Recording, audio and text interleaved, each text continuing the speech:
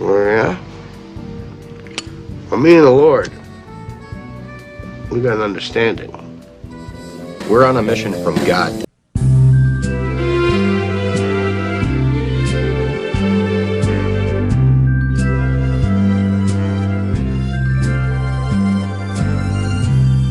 Time after time, I tell myself that I'm so lucky to be loving you.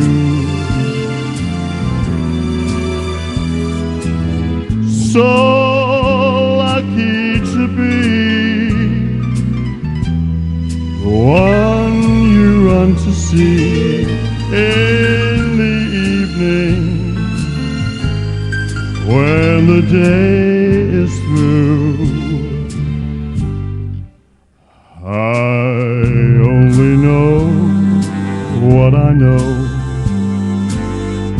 The passing years will show.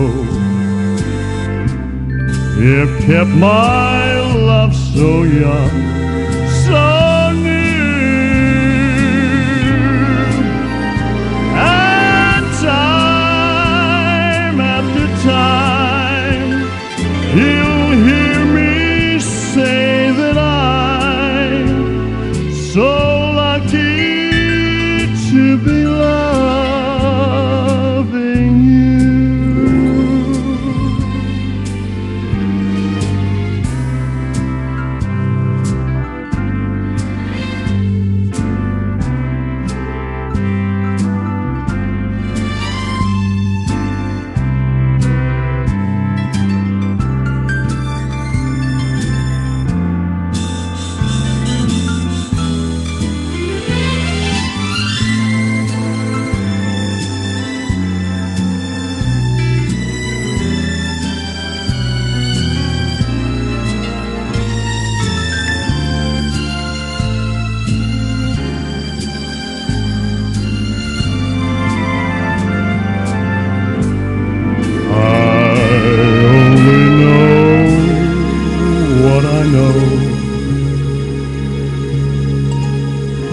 The passing years will show.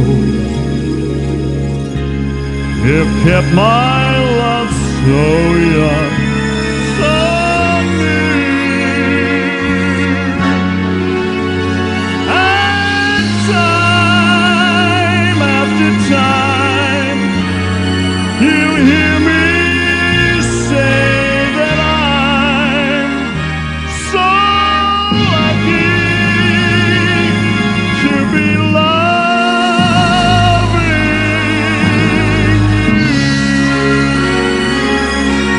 you.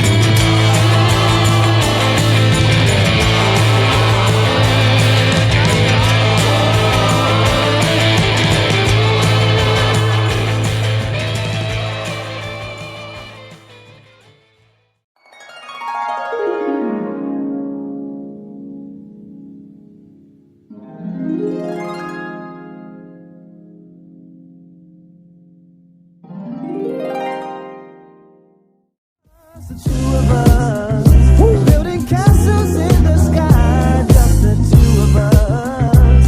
You and I.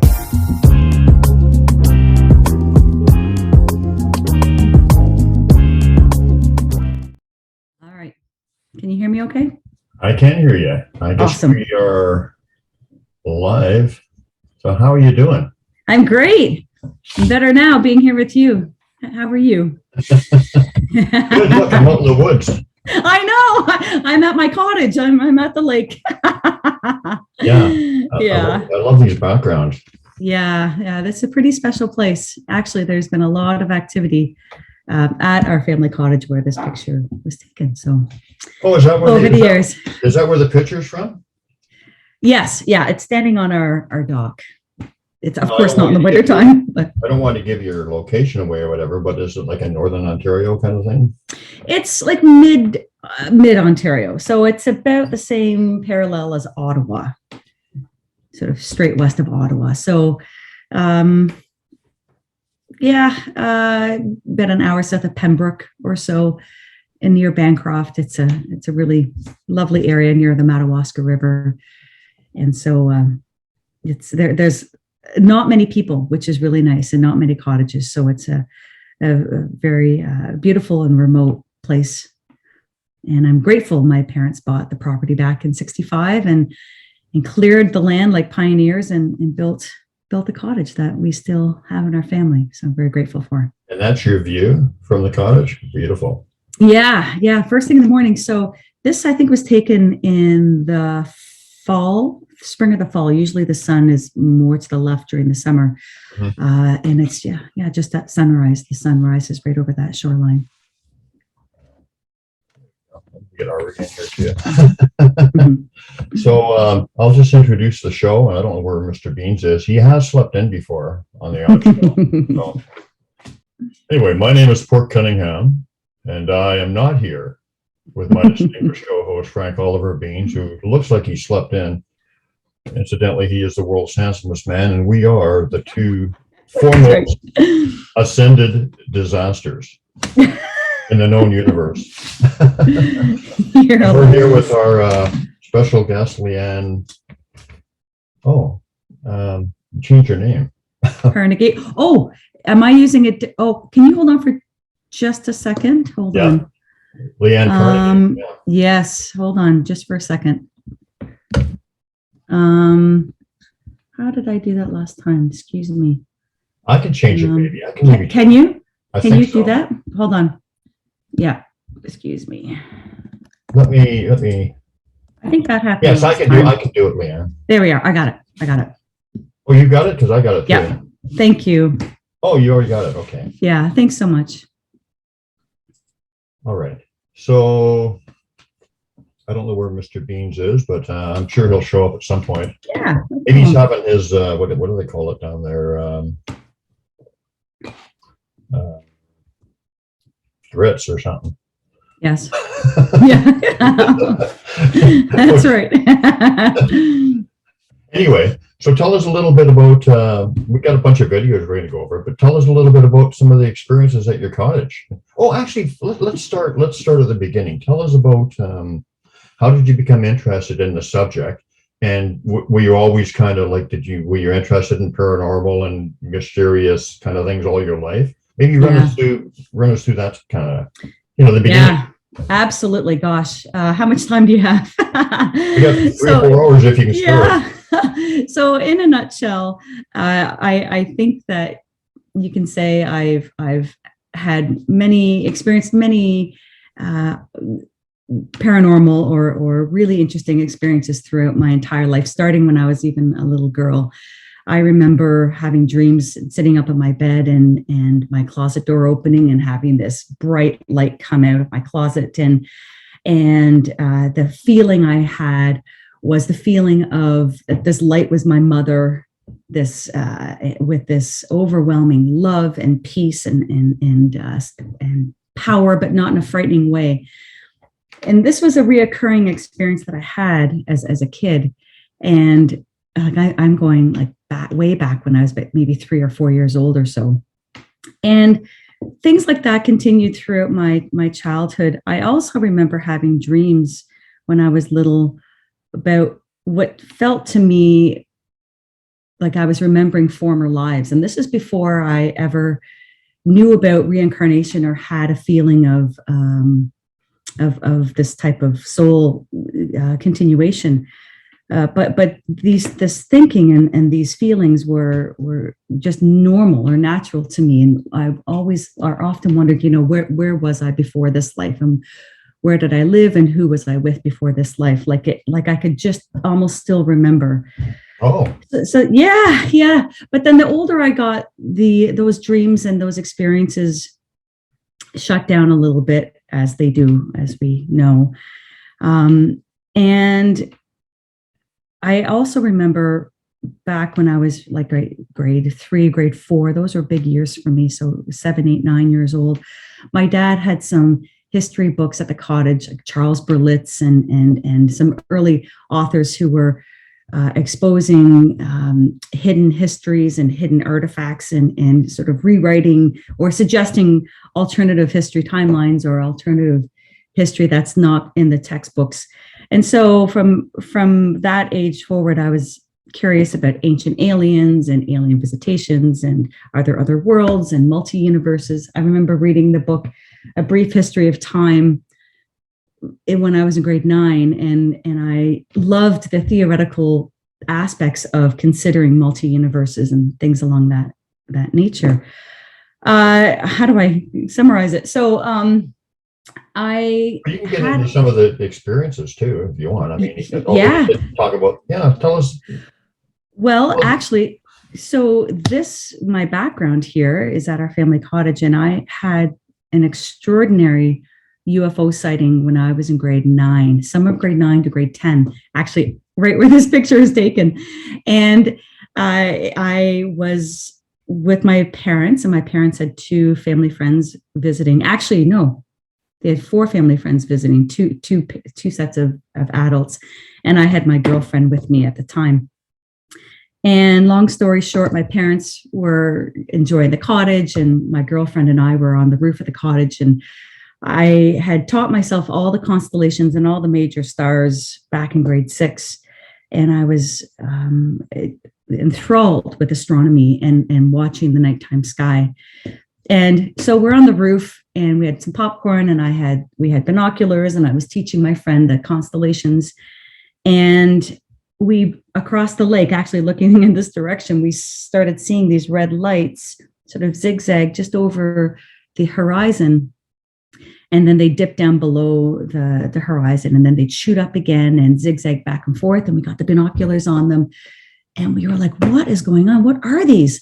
And we were in such a relaxed state that it took me maybe a handful of minutes to think critically about what we're actually looking at. And with the binoculars on them, I could actually see that these red lights were actually a cluster of lights, and moving in such a zigzaggy, like moving in such a way that airplanes just wouldn't be able to move. Helicopters, no way. There wasn't any sound. It was a completely still summer evening, not a lick of wind, no clouds in the sky.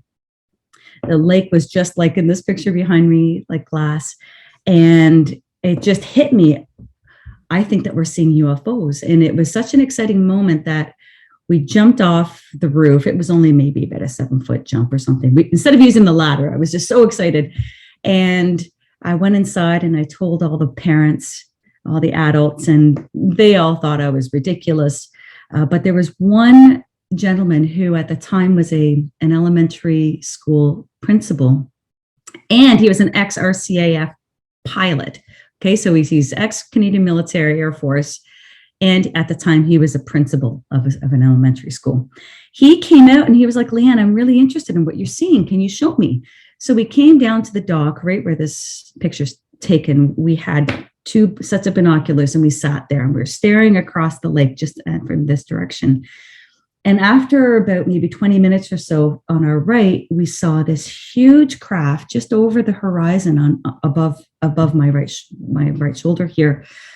This huge craft that had dozens and dozens of individual red lights, green lights, and some whitish yellow bright lights. What was it shaped like? Oh, yeah. It was, so at the time, after, retelling the story afterwards, it was like a shape of, no judgment, please, the shape of a Big Mac. Okay. So it's sort of rounded on the top and the bottom, but not fully rounded on the side. So kind of like this, but above the horizon, it was really quite substantial. So I would say the size of a loonie, if you hold it out just above the tree line. So it's quite big, and it felt like it was very close, and it was moving very, very slowly just over top of the trees. And it didn't make a sound, not one sound. And so we had the binoculars right on it, and we could see all the individual lights of this craft moving so slowly.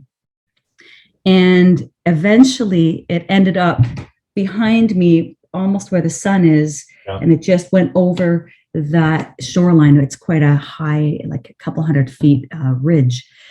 And as we're watching it disappear right behind me, all of a sudden we see the reflection in the water of another one coming, and then another one, and then another one. And so there was this line of these huge crafts, completely silent, floating so slowly, going in the same direction. And eventually they just disappeared where the sun is approximately.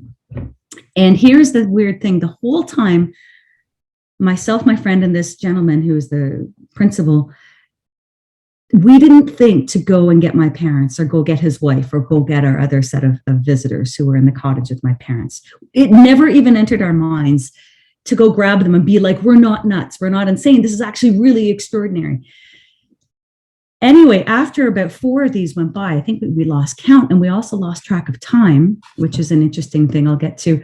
Yeah. We see the reflection on the water again, and we see this other craft, and instead of a Big Mac, it was like a cheeseburger. Okay, again, this is just how my brain filed it in the time, right? The imprint of what I remember. But this craft was your typical like X-Files looking disc, and the whole thing flashed like a lime green, like an olivey limey green. It flashed, and then it went down, and then it flashed, and it went down, and it was going a bit faster. But in between the flashes, we had the binoculars on it, and you could see clearly the shape, the metallic looking material. There was no wings. It was circular.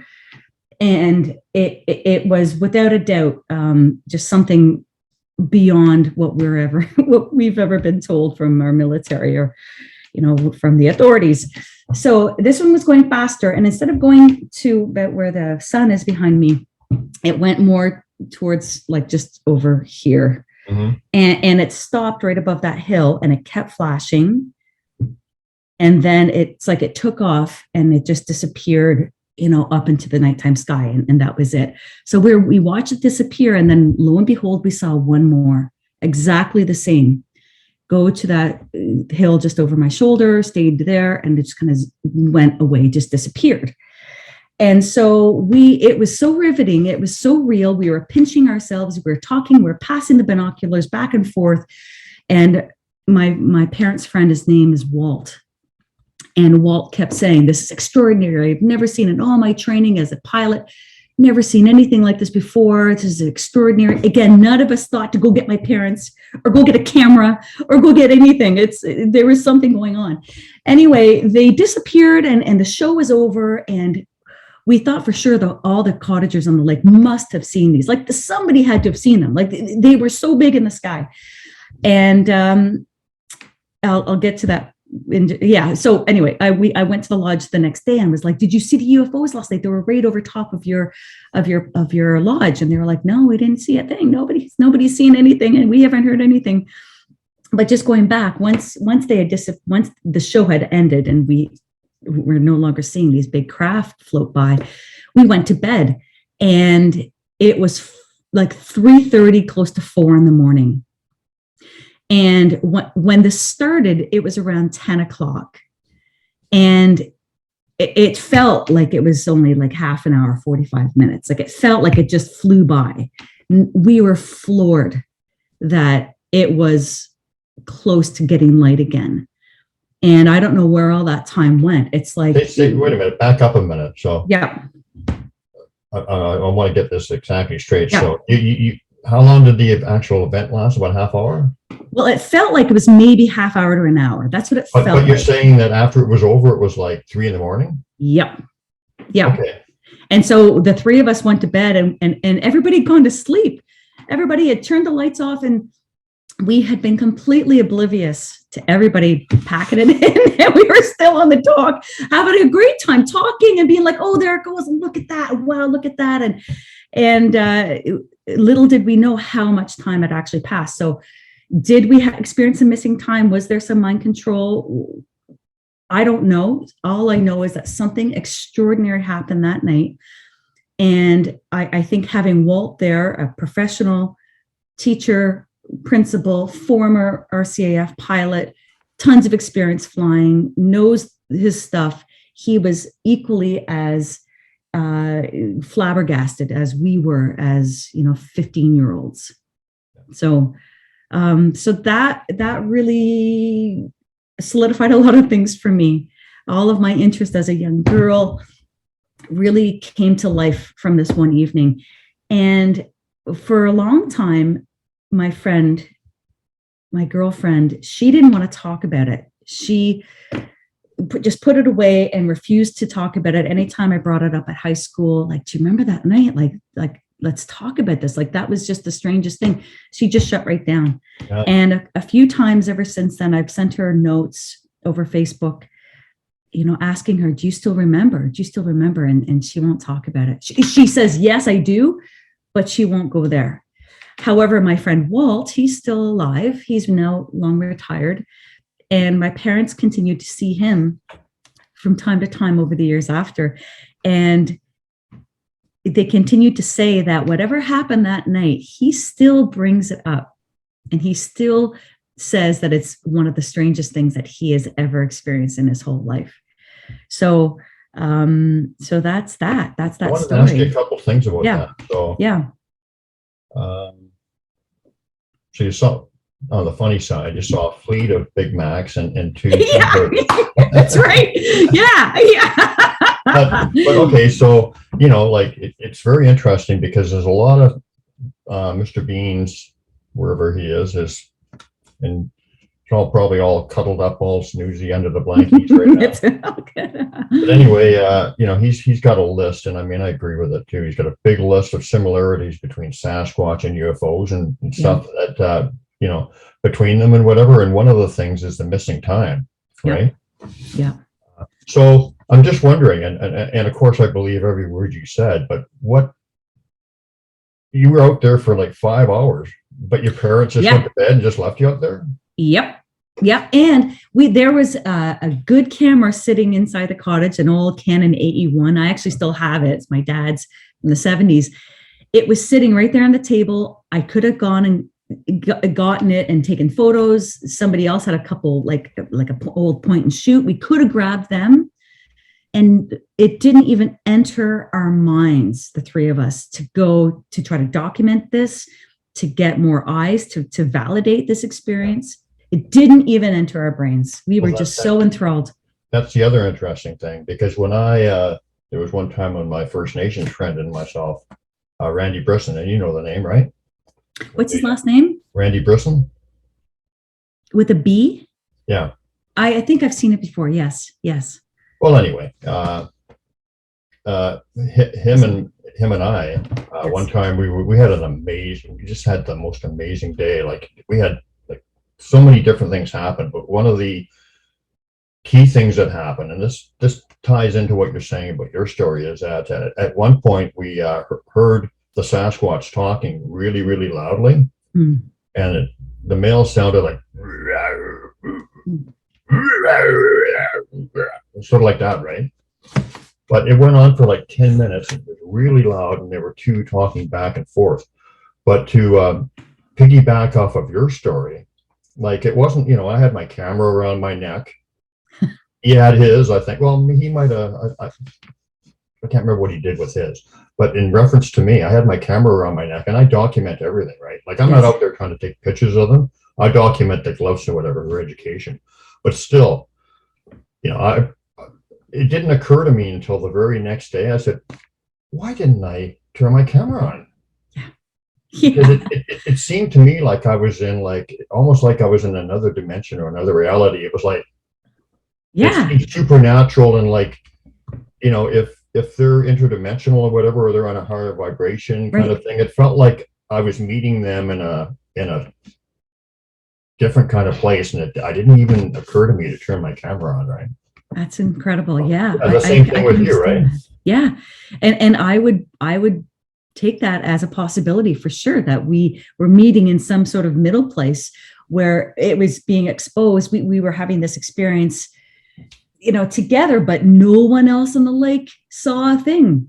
Yeah. No one, I looked at the newspapers the next day. This is before the internet, of course. This is back in 1987. There was no reports. I actually thought of writing or calling CFB Trenton to see if there was any sightings documented or reported to them. And no, nothing. And here's another thing. The other parent of my parents' friends was at the time an OPP sergeant out of Ottawa. And he also just kind of hummed and dismissed it. He wasn't too interested. So, but it would have been great if he did, because there would be a second, professional to validate. Not like you've got to be professional, but sometimes people take you a bit more seriously if you do have those credentials. But they're noted for observation and whatever too. Right. Right. Exactly. So what's interesting is that it was in the same area around this lake where I had a very close sighting of a Sasquatch when I was berry picking some blackberries back in the woods. We got to hear that, but yeah. Let's just. I just wanted to close this part about the UFO out, because I had one more question. So yeah, the time thing, I don't even question it. Yeah, time is it's not linear for them. I've said this on many shows. Even stuff that I will come up with, my understanding of my glyphs and whatever. And I'm sorry for boring you all. You've heard this a lot, but they will know what I'm going to come up with years and years and years before I do. And plus, I've experienced going into an area, seems like 20 minutes, coming back, it's 5 minutes, going uphill, feels like it's going down. I mean, just time is really, it just is not like it is for us. It's not 3D linear, in other words. But before we close this part out, I just wanted to ask you, so what did the parents say after the professional went back? Yes. There wasn't much conversation, and they were still poo-pooing it, or what? and to this day, even after their friend. Yes. Wow. And I think it's just a generational thing, or just how they were raised themselves, to not really be open to the possibility that anything like this was real. So that's so be it. Yeah. So they still didn't even bear it any mind or whatever. Wow. No. They will remember the night it happened, but they think it was just, my dad would say, and God bless him, there's no judgment in how he thinks, but he passed it off as air balloons or something. The Trenton Air Base was doing some flight tests, or maybe some McDonald's floats. Right. Totally. Yeah. And that's okay. Buy Big Mac, You're right. So, and it's fine. And, something I've learned, and I continue to learn in this subject, is that everybody is on their own journey and on their own path. And you can lead a horse to water, but you can't make them drink. You can provide evidence, you can provide stories and accounts, but everybody needs to come to their understanding on their own time, at their own pace. And so, and I do want to hear about that, your sighting. But the other thing I find interesting is that some people, you're right, of all my experiences I've ever had, they never freaked me out. It was just almost like there was some kind of subconscious knowing or something. So, and I always wanted to talk about them. They were just fascinating. I could talk about them all day. But it's interesting that some people, they just cannot talk about stuff like that. And others, like yourself and myself and a lot of our friends, it's like we can't stop talking about it, Yeah. and delving into it. And I Yes. think I guess it's just, you're at that point in your karmic or soul revolution where you can accept these things or something, I guess. There's something to that, but that's really interesting that, like, I was always just puzzled, like, like bring up a Sasquatch story or something that is just like, I can't wait to hear all the details. And other people, Yeah. they don't even answer you. No, exactly. They don't even want to acknowledge that you said it. Yes. Yeah. No, it's so true that just the wide spectrum of people who are, interested in learning about things that maybe they don't have any experience with. But I've always had an innate curiosity about everything. So even if I know nothing about it, but you do, I want to know what you know. I want to hear what you have to share and what you have to say. And whether I agree or not, I just think that it's so important that we have that dialogue and we have that patience with each other and the non-judgment and the just the openness to allow each other to be heard and to share those experiences. I think has to do with fear, and also like they just won't even accept the possibility. Yeah. Combination of those and some other things. But okay, so tell us about so you had a real close.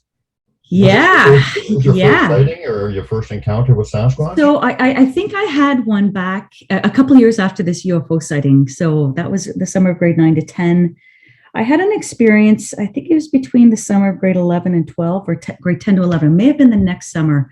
I worked as an outdoor educator for many years at an outdoor ed program camp. And it caused me, or it allowed me to spend my summers in a canoe paddling all around Algonquin and Killarney and these beautiful provincial parks. And with that came some training, quite a bit of training as staff. And so we were having a staff overnight training.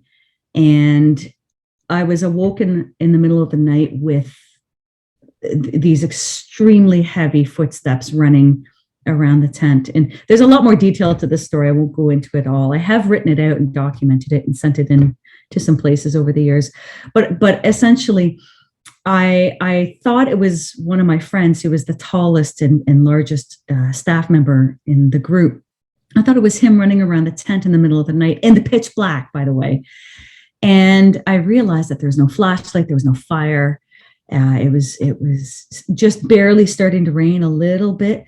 But these footsteps literally shook the ground around my tent. And then it sounded like it was chasing a small little animal, a creature that was making these high-pitched squealing sounds. And it went on and on and on. And these footsteps and the gruffs and the grunts that were going along with it was absolutely terrifying. I froze. I could barely sit up in my tent. I thought for sure it was going to run right into the tent. And it was, whatever this thing was, it was massive. It was causing the ground to literally shake as it ran by over and over again. And here's another Twilight Zone kind of experience. I was so petrified that I tried waking up my buddies in the tent, and they could not be budged. They could not be woken. I pinched them. I was like moving them, shaking them. It's like they were so unconscious. Like it's like they weren't even real. It's the strangest thing. And so here I am experiencing this event completely on my own, and nothing I could do to wake them up worked. And that's like another time thing. Right. And in fact, I have thought a lot about that since then. Yeah.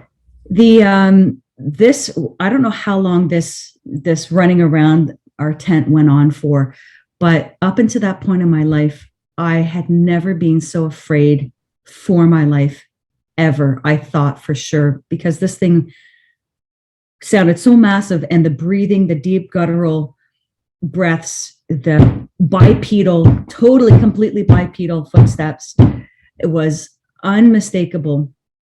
And I thought that this was the end of it. I felt a fear, a terror that I didn't know was possible.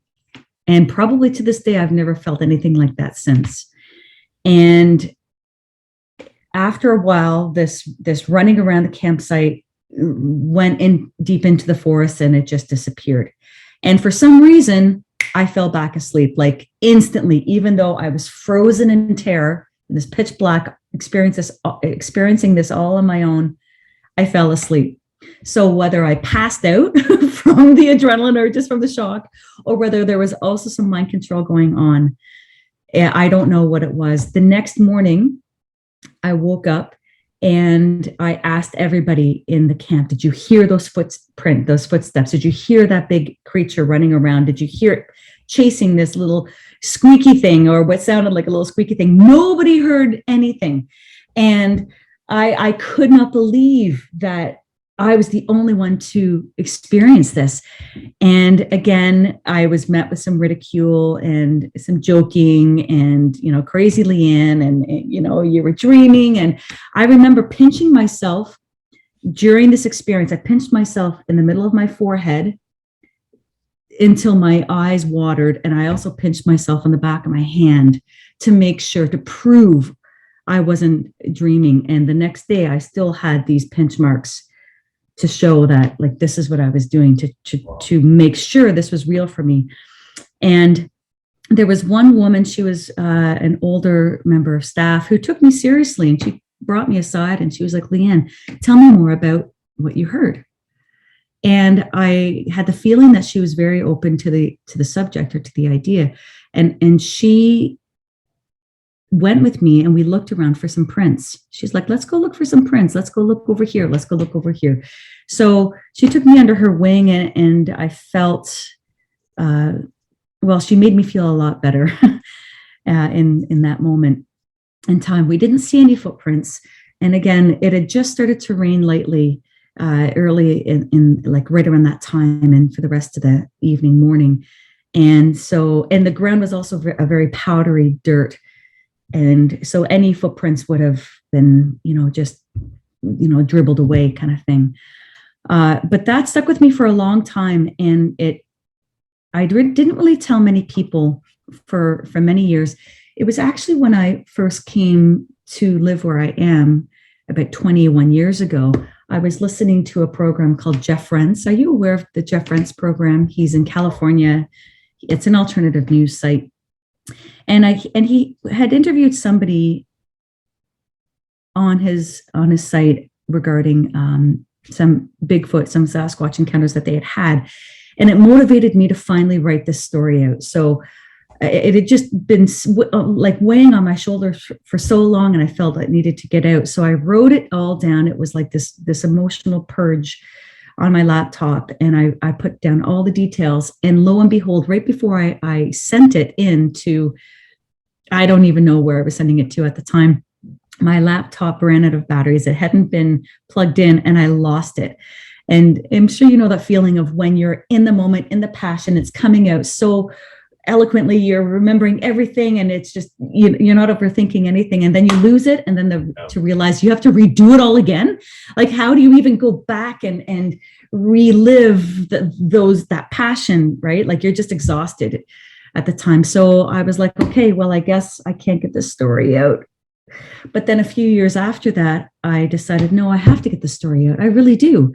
It's important for people to hear. And so I sent it into an organization that's still around. It's called, what's it called?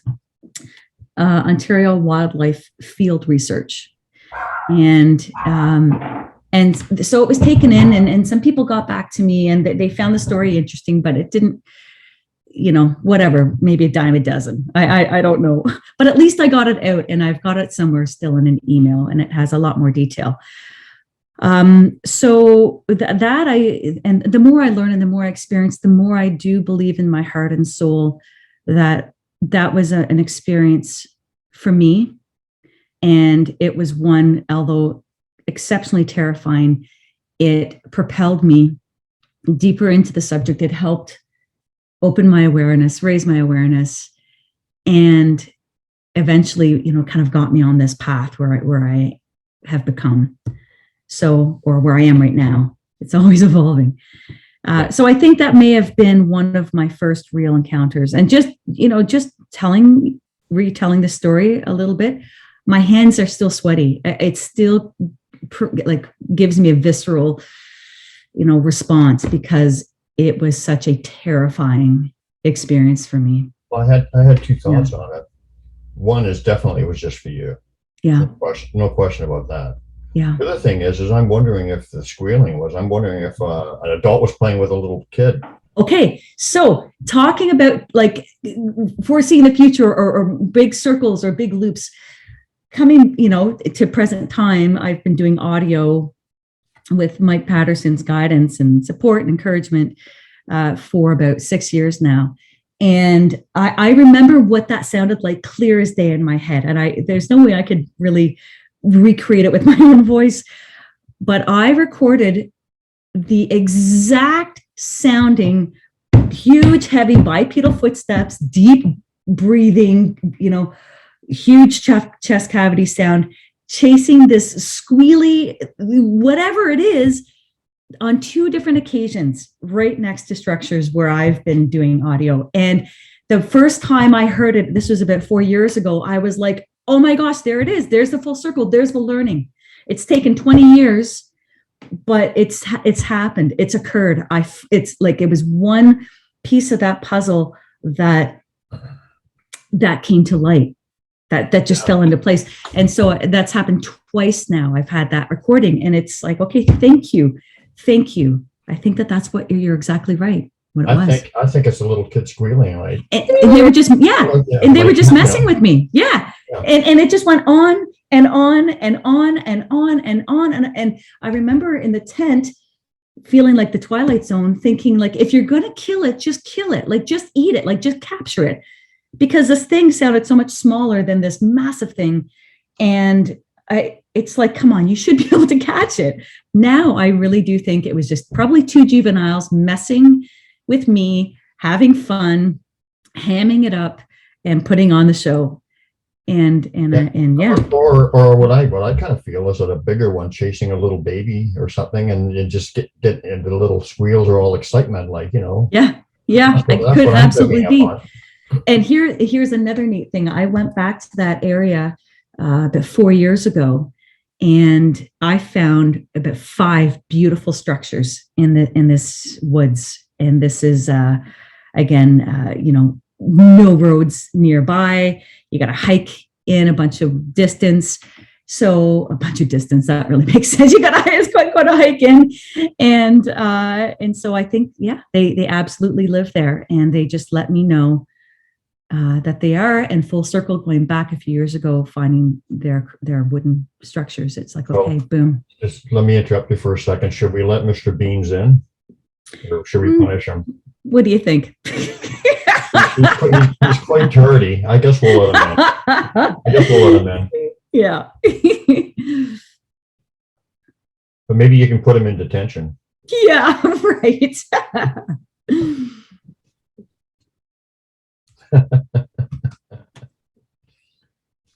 So how many different areas do you go to that, and how diverse is, like the distance or whatever, where you find all your structures and whatever? Hi, Michael.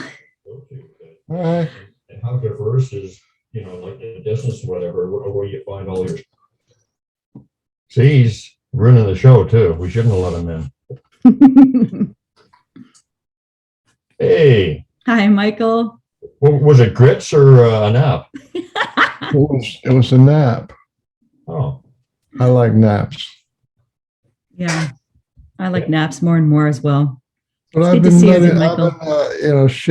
I'm going to go back to sharing soon. Sharing so that others can see, because I'm a good guy. Sharing and caring. Sharing is caring. Caring is sharing. You got it. Absolutely.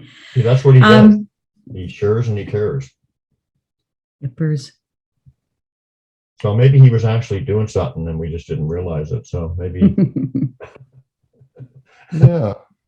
So I was going to ask you, so you find structures in a few different places. Is it like how far removed are they from each other? How many different kind of places do you go to? I've found so when I first started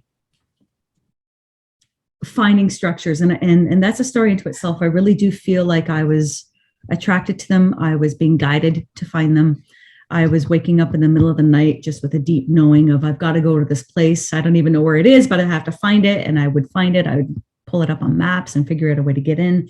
Oh, wow. And I'd be finding these structures. Yeah, that was like a huge download that started happening maybe 6 years ago or so. And so at the start, I was going Wait a second. Wait a second. Yeah. Because this is going to lead into the structures. Yeah. I've jumped ahead too far. I wanted to hear about that other experience where you had. Yes. Okay. Let's hear that first. Sorry about thank that. you. No, it's all good. So this happened about 10 years ago, I think now. And again, I was at our cottage at this lake here, and there's a place where I've been going for many years to pick blackberries back in the bush. It's a place where they did a bunch of logging years ago, and they did the logging well. It's grown it back. You would never even know they were there. So, but next to these old logging roads, as they've grown in, have been full of blackberries and raspberries. And so I enjoy going back there and picking a lot of berries and making jam and eating them and whatnot. So I was back there about 10 years ago by myself, and I was in this, next to this really, really big shrub. It was quite high. There's a few different types of blackberries, I think. And this one particular bush was just a bunch of vines. It was huge. It was tall. It was really thick. It was really deep. And the blackberries in there, honestly, were like the size of my thumb, like just incredible, beautiful. And so I was just picking, just in heaven. And the more you pick, the more I had to, squeeze into the bushes. And of course, they're all thorny. And so once you get in there, you can't move too much because you just don't want to rip yourself. But then, you find your way deeper and deeper in carefully.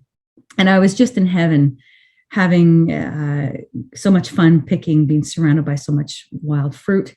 And after I'd been into this bush for a handful of minutes, I'd say, at the back of the bush, which opened up into the original forest that had not been logged. So it was like old growth, big canopy, open underneath. You can see well, the sun was behind. It was around 3 in the afternoon, hot summer day. I'm picking berries, and just to my left at the back of the bushes, I hear this really deep sound, like guttural kind of exhale, breathy grunt.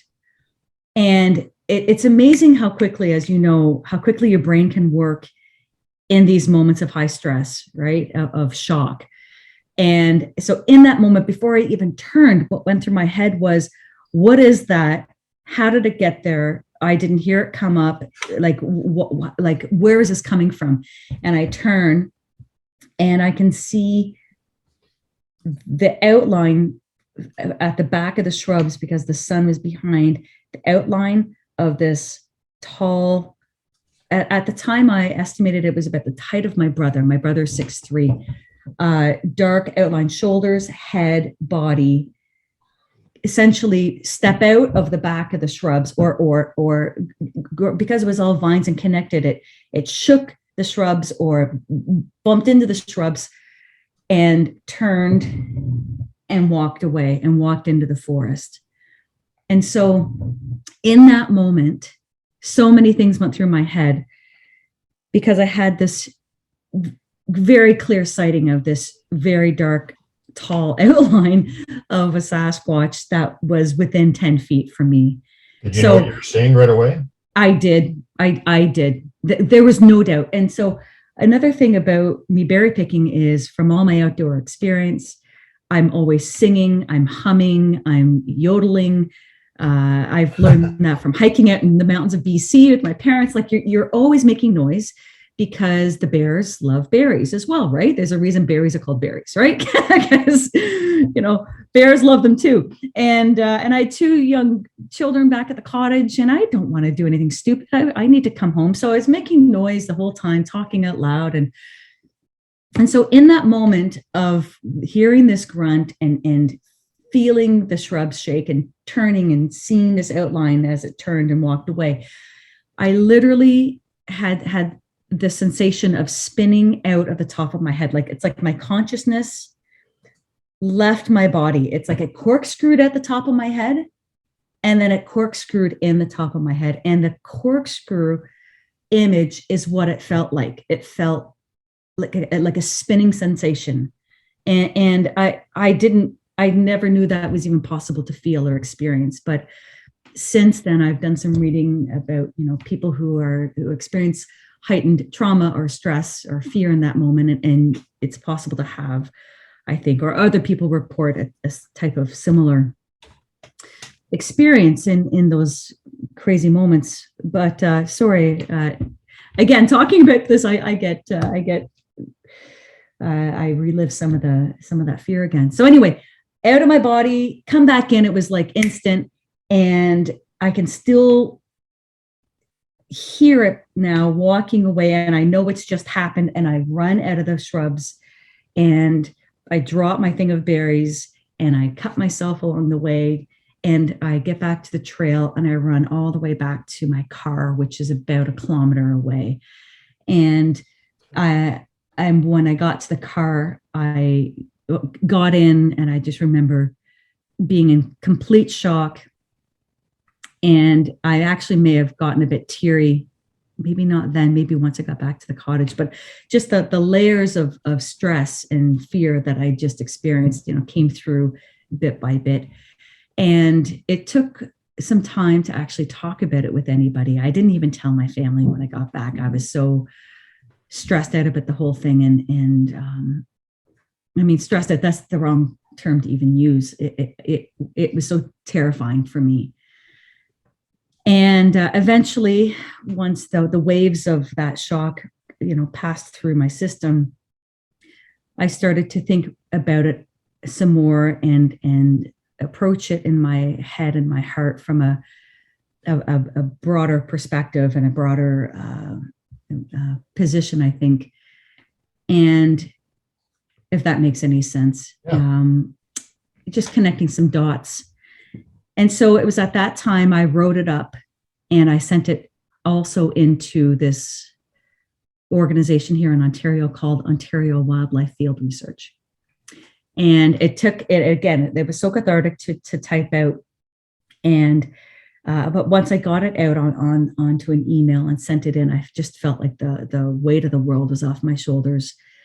And they responded with understanding and support, and they had some questions, but it just felt great to connect, to lock in with other people who are involved in the subject.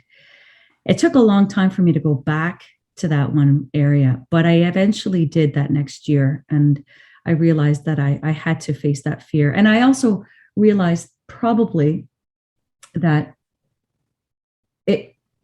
it just walked away. Like, it didn't do anything to harm me. It really just let me know it was there. And it, in that moment, I was completely vulnerable. And what happened? I had an incredible encounter, an incredible visual, and it opened me up to the subject even more so. In fact, it was probably like the last little push over the ledge. that as scary as it was at the time, I couldn't turn back. I couldn't unsee what I saw. I couldn't unexperience what I felt. I couldn't forget what I'd seen. Maybe I just said that. There was no going back. I was forever a different person. And I think that, well, it's been a tremendous blessing to have experienced that in the first place. And it's what's propelled me to continue along this path, this journey in this subject. I need to understand what that was. And there's so many other questions that occurred to me. Like, for instance, with all of my awareness when I'm in the woods by myself, of like my ears are on heightened awareness. My eyes, I'm smelling for animals. I'm looking for tracks of bears. How did I miss something so prominent, so close to me, so much larger than me? That, like, how did I miss it the whole time I was berry picking? Was I that wrapped up in the berries that I just didn't even see it, which is possible. Could have just been standing there still the whole time. It also caused me to consider the interdimensionalness of them, and did it arrive there? Did it come through from a different dimension and show itself in that moment? What was with the gruff? Why the shake? Like, what was the point of this? And I do think that it was ultimately a teaching moment. It was a lesson for me, and one that was a tremendous gift. Yeah. Did you get facial features and everything? Nope. Excuse me, Brian. Nope. Brian, could you go, when you get a chance, could you go to Facebook and re-edit the title to this? Okay. What's wrong with it? Doesn't have her name on it, so when I share it, they don't know who it is, whether it's an old one or a new one. You mean the live video, you mean? Yeah. I was sure I put that on there, but I'll go have a look. Sure. Okay. So Okay. let me just ask you these last couple on this one, and then I'll let Beans get into some stuff. So did you see its face clearly? And No, I did not, because there was some foliage between me and where it was standing at the back of the bush, on the edge of the forest. It was really just the outline, the shoulders, the head, and the feeling was, because I jumped out of there like a wild, scared animal. Like it just happened so fast, but so much happened in those few nanoseconds. My initial take was it reminded me of my brother, but bigger, but broader, but about that height, but dark, and the sound that it made, it scared the bejeebus out of me. Like I've never heard that sound live that close before. On audio I have since then, but at that time, up until that point, it was actually a similar type of deep guttural sound that I heard from the one running around the tent, but that was over and over and over constantly. This one was just a one like exhale. Yeah. And for sure it wasn't a bear. For sure, a bear run on all four. This walked away. Yeah. And you also said you were singing and making a lot of noise too. So you didn't startle it. It was it wanted you to see it, obviously. So it did. And now my last question, and I'm going to go and see what I've screwed up on Facebook there, but is so I assume that today, if that happened, you would not be scared, or would you? I think I would still jump, but I think not so much. I've actually had, and this is going to sound crazy, but of course not with you. I've started doing audio up here, and on 2 occasions, setting at the audio at night, way back in the woods, in the dark, I've had bipedal footsteps walk right up close to me, like right up close. And I've heard them walk from far up in the woods. Yeah. And this is after me being back there, talking to the Sasquatch, setting up the recorder, giving the date, the time, all that kind of stuff. And then I usually stand there and I just offer thanks, and I'm mentally, emotionally just giving out love. And then I've had these bipedal footsteps begin many minutes after I've been back there, and they've walked right towards me, closer, closer, closer, closer, closer. And I've even had a flashlight on me. And actually, this has happened 3 times. And every time I could have flipped the flashlight on, and I haven't. They have what sounded like the first time it was about maybe 15, 20 feet away. And then the second one was little bipedal footsteps, and it was about the same distance away. And the third time it came up from behind me, from where I just come from, and it was even closer. And that last one, it startled me so much because like there was no lead up. It just kind of stepped out from nowhere right behind me.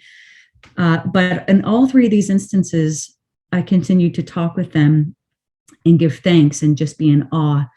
But I kept telling them, I'm not going to turn the light on. I'm not going to turn my flashlight on. I'm so grateful for this. And so there was that moment of trust and I think communication. But it wasn't, I was more in awe and in tremendous gratitude as opposed to feeling that fear. But they also gave me a lead up, right? With hearing them start walking down, from higher up in the woods. So I had a few moments to process, okay, it's happening. Here they come, it's happening. So, well, I mean, yeah. My wife and I had an experience, although my hearing is not as good, but we were laying down, resting in the moss because it's so mossy. It's just beautiful in BC, the mossy carpet, kind of forest floor. And Sue heard big, heavy footsteps walking right up to us, and they're like, and maybe it was just for her to hear too. Sometimes it's like that. But anyway, she heard these big, heavy footsteps walking right up, and she jumped up, and then they stopped, and there was nothing there. So sometimes that you can hear them, but you don't see them. And I've even heard of them, people seeing footsteps in the snow or whatever as they're walking, but they don't see them. So there's all that kind of stuff. So Beans, you go ahead and take over for a bit. I'm going to go and check and see what I've done. Okay. So what are you saying? That I did not put her name on the Facebook, on the group? Let's just go look. You'll see. It's obvious. Okay. So, I feel like the Sasquatch are such spiritual beings, and to me, when we do the show time after time, I just see that the real magic is just how they catch your soul and your attention, and they move you to go and to do things and look, and I call them archangel class earth spirits, and that explains a lot of their things like you just described, being able to walk right up to you and not be seen. Yeah, it's such a gift, and I agree with you, Michael. They're the greatest teachers I've ever had the privilege and honor to work with, to get to know, and in a strange way to learn from. Yeah. Okay. Well, I see your name on the live video. It says Leeann Carnegie, Pork and Beans. I don't know unless I'm missing something. Did you go to? Oh yeah, you did. I'm sorry, I just spaced that out. Okay. Yeah. Okay. Well, no, that's no problem. So, yeah. But that's good. I'm glad you checked, because if I'm not around, you don't check. Yeah. We were wondering if you were going to come today. I only came in my dreams. We can't say that. Oh, you took that the wrong way. Well, I guess, boys, our mind goes right to the gutter. I know. Yeah. Leeann, yes. To finish what I was going to say was that we've had a couple of times on this show where we ask people, have you ever been touched so deeply by the Sasquatch people that you cry? And one time we had two men on the same show, and they both said, yeah, that they've been touched so deeply that they just actually cried. Yeah. Not including Brian, because he cries all the time. He gets touched by the Sasquatch people often. Yeah. I'm touched. I'm just basically touched. we all are, right? Listen to what we're talking about. Yeah. I've experienced, I'm sure as I think we all have, the most incredible emotional, spiritual roller coaster ever since these experiences began happening to me. And they have allowed my heart, my soul, my thoughts, my life to expand in ways I never knew was possible. And I think they've allowed me to feel more deeply and feel in ways that that has been new to me. If that makes any sense. Talk about in detail. You say like they're teachers and whatever. So what is the teachings? Do you want to talk about in detail some of the things that they've taught you, or how you've changed or evolved, or being touched beyond her human experience is pretty profound. Of course. Mm-hmm. And just the thing is, we talk about these things and we just keep moving on. But it's like, wait a minute, you mean you're touched, and it was from beyond my normal human experience, and that's profound. That's really deep. They have, yes, I agree. Early on, I learned through doing audio, especially, and through finding their structures, that they are capable of reading my mind and reading, I think, all of our minds, but certainly there have been so many to count, moments where they have validated their ability to not only know what I'm thinking or some of the conversations I've even been having with some friends, but can anticipate where I'm going. It's almost like that they can see the future and know where I'm going, and then leave me these gifts or these items, or place things in a certain way that circles back to a conversation I had 3 or 4 days ago, or even like just before leaving, or to go to these places. And so there's honestly too many to count. But one example, Chris Reinhardt. Are you familiar with Chris Reinhardt, Berkshire Mountain Bigfoot? No. He's a friend of mine through, for quite a few years in the subject. And he and I were having a conversation about finding birch bark, and how he was feeling that birch bark was very symbolic to the Sasquatch in his area. And I was also chatting with him saying, yeah, I find birch bark as well, sometimes from time to time. And then I would go to a structure or go check up on structures like that day or the next day. And lo and behold, there'd be brand new pieces of birch bark, on these structures that weren't there before. But because birch bark had been in the conversation and in our heads, and looking up the spiritual significance of birch bark or the healing properties of birch bark, boom, there'd be pieces of birch bark like all over these structures for the next, handful of times I go out, kind of thing. It's like they heard what we were discussing, and they just brought the teaching even closer and more immediate right in front of us.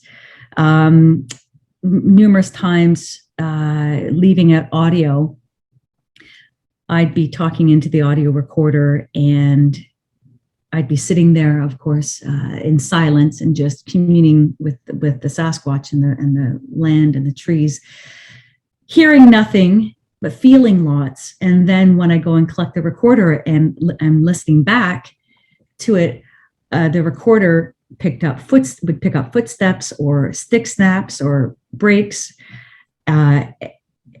with me sitting right there. But in real time, I didn't hear a thing, but the recorder picked up all of these noises. And so it goes back to what we were talking earlier, Brian, about is there like an overlay of dimensions almost with them and with the subject? And I absolutely think there is.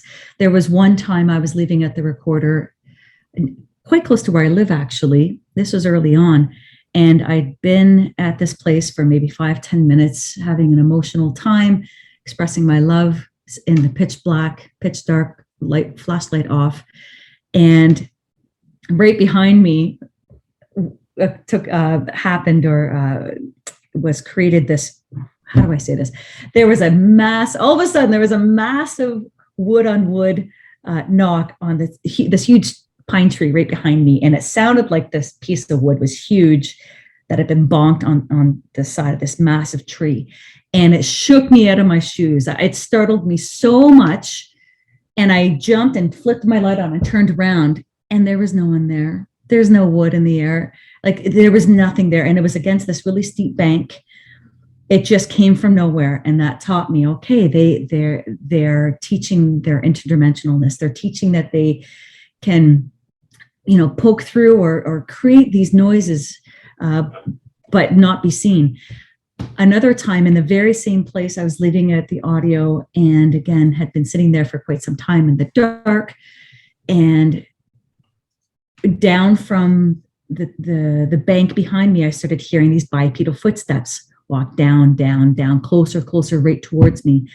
And I became quite afraid because it was early on in my audio experience, but I'm always worried about bad humans, like running across a bad human in the woods, right? And so I panicked thinking this was a man or person coming right towards me in the dark. I need to get out of here. I'm about a 400-meter walk to my car. Nobody knows I'm here. So as the footsteps came closer, closer, right towards me, I turned around, put my flashlight. This is the same location.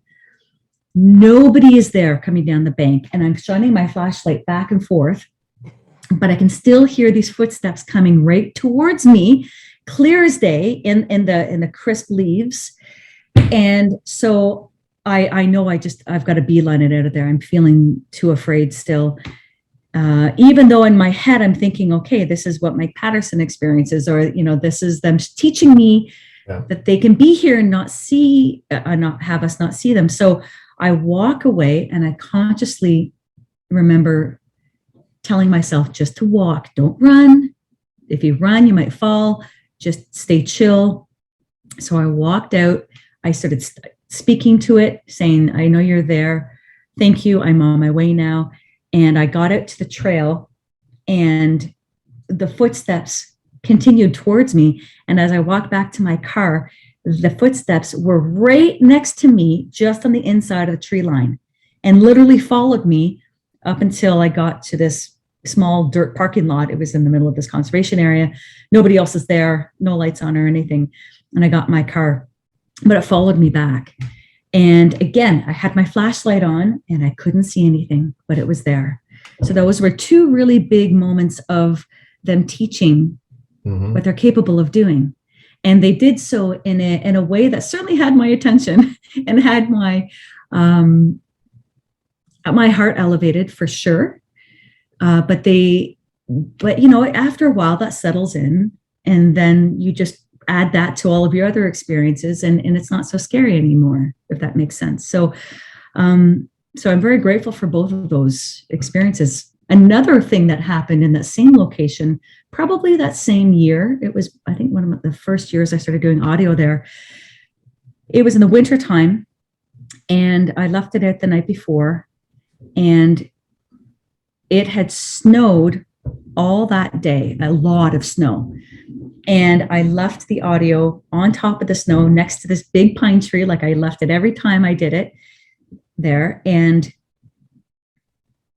when I came back the next morning, it hadn't snowed all night. I noticed that there wasn't any footprints around the recorder, like none.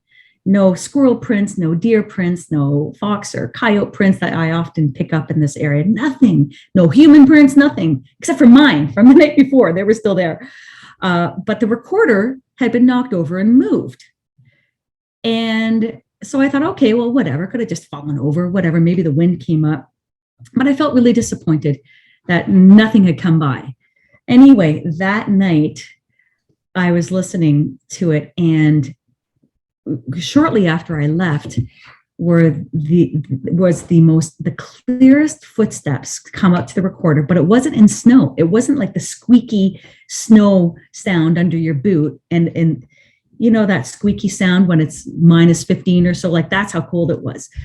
Instead of hearing the squeaky snow, there were footsteps on leaves, on dead leaves, and twigs were snapping, leaves were being crushed. And there had been a tremendous amount of activity all around the recorder all night. And I was like, how did this record when there was not one footstep or footprint left anywhere around it? Plus, there was like a foot of snow. Plus, there was no leaves or twigs to be stepped on. Wow. So yeah. It taught me, like, it seemed like there was an overlay of worlds, like of universes, of physicality.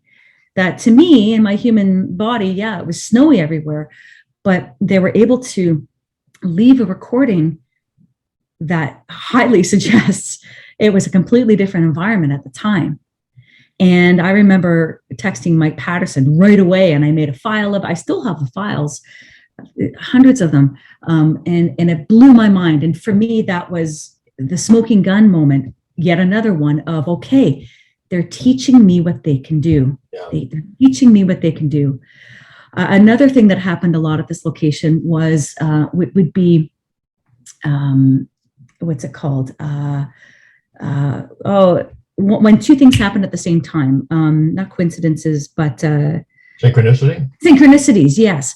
So there would be moments of hearing footsteps come on one side, hearing footsteps come from another, and then silence. And then there'd be a wood knock and wood knock, like two wood knocks, like almost at the same time, but from two different locations, as if they're planning like 1, 2, 3 kind of knock kind of thing, right? So, so teaching me that they can communicate what they're doing in order, I think, to teach what they can do. Does that make any sense at all? Like let's knock almost, not exactly the same time, but almost, and then just let it sit. I get all that kind of stuff too, like that but there's teachings and all of that kind of stuff. Yeah, yes. Absolutely. You know, I was thinking there is a possibility that Sasquatch person was shadowing you out because there could have been danger or something he was protecting you from. There may have actually been.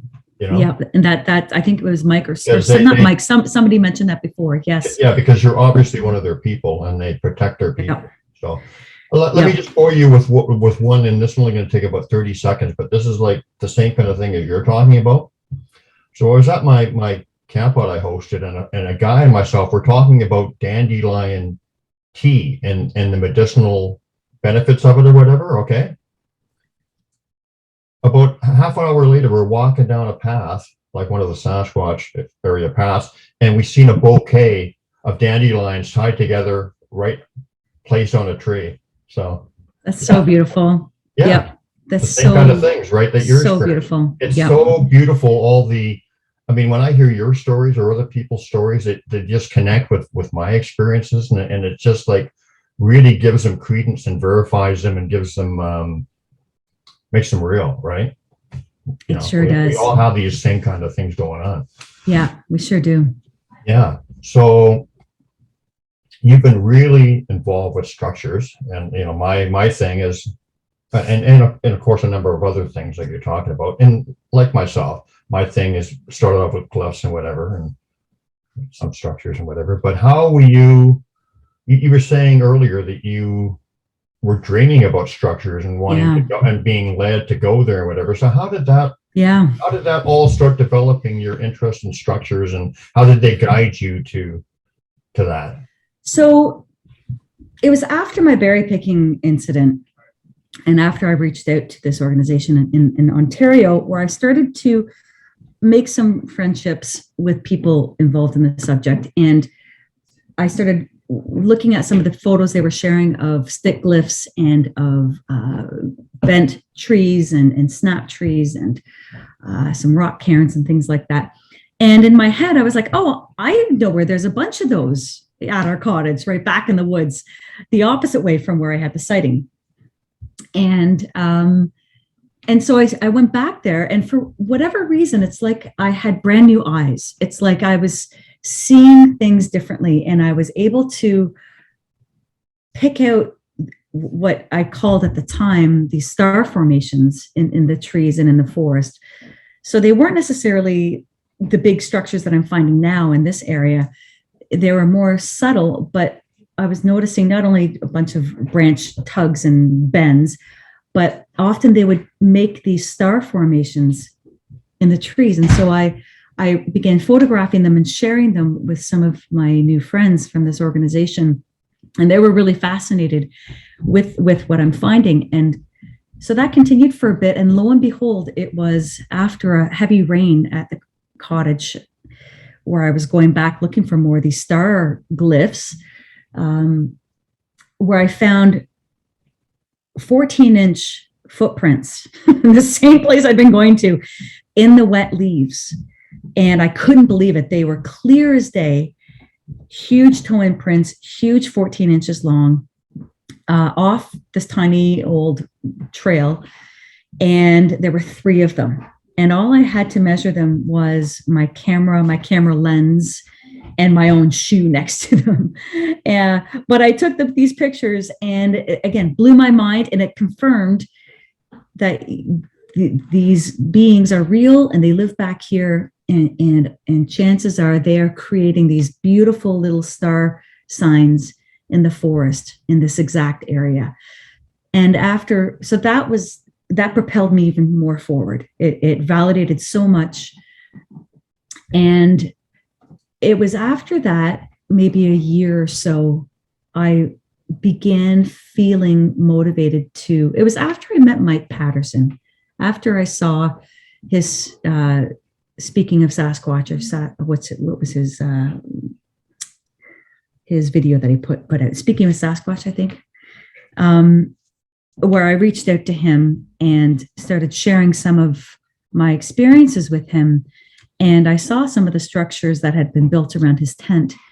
And I was like, I've seen those before. I know where those are, where there are some like that. And I began to visit those places. And sure enough, not only were there some like his, but there were bigger ones, some more elaborate ones. And that's when I began documenting these structures. And the more I began photographing them and visiting them, the more they would change, the more I would find, the more almost intuitive I became in finding them. And so it evolved to a point where in my mind was just continually being blown, like just over and over again, finding these beautiful structures. I would find myself waking up in the middle of the night, knowing, like, without a shadow of a doubt, knowing that I need to go to a certain conservation area, a certain river, certain place, none of which I'd been to before. And I've got to go there because that's amazing. There's stuff needed to be found. It really is, Michael. And I was, on weekends in the middle of the winter with little kids and my husband, I was getting up at like 7:30 in the morning, being like, I got to go find this place. I have to go here. And I had all these maps printed out, and I didn't know where to park, and I was bushwhacking all over the place. But I kid you not, 99.9% of the time, I would find structures. It was like this downloading of direction, of guidance. And I just couldn't believe it. And every time I found a structure, I'd photograph and send it to Mike, because at that time he was my only friend in the subject. And he's like, Lee, like every time, it's just mind blowing. And so the more I was finding, the more it seemed to come out of the woodwork, literally and figuratively speaking. So an area where I would find one structure, I'd go back a couple of weeks later, and then boom, there'd be 3. And so going back to that teaching, Michael, it's like they were aware of me finding them, and more were built to validate this phenomenon. And I also began finding some prints around some of these structures, and going back to them tapping into our conversations, finding things like mushrooms. At the time, I really got into photographing mushrooms with my iPhone with this little Olo clip.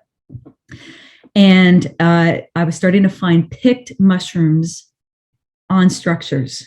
And in fact, I found one in the middle of winter, again, with like a ton of snow.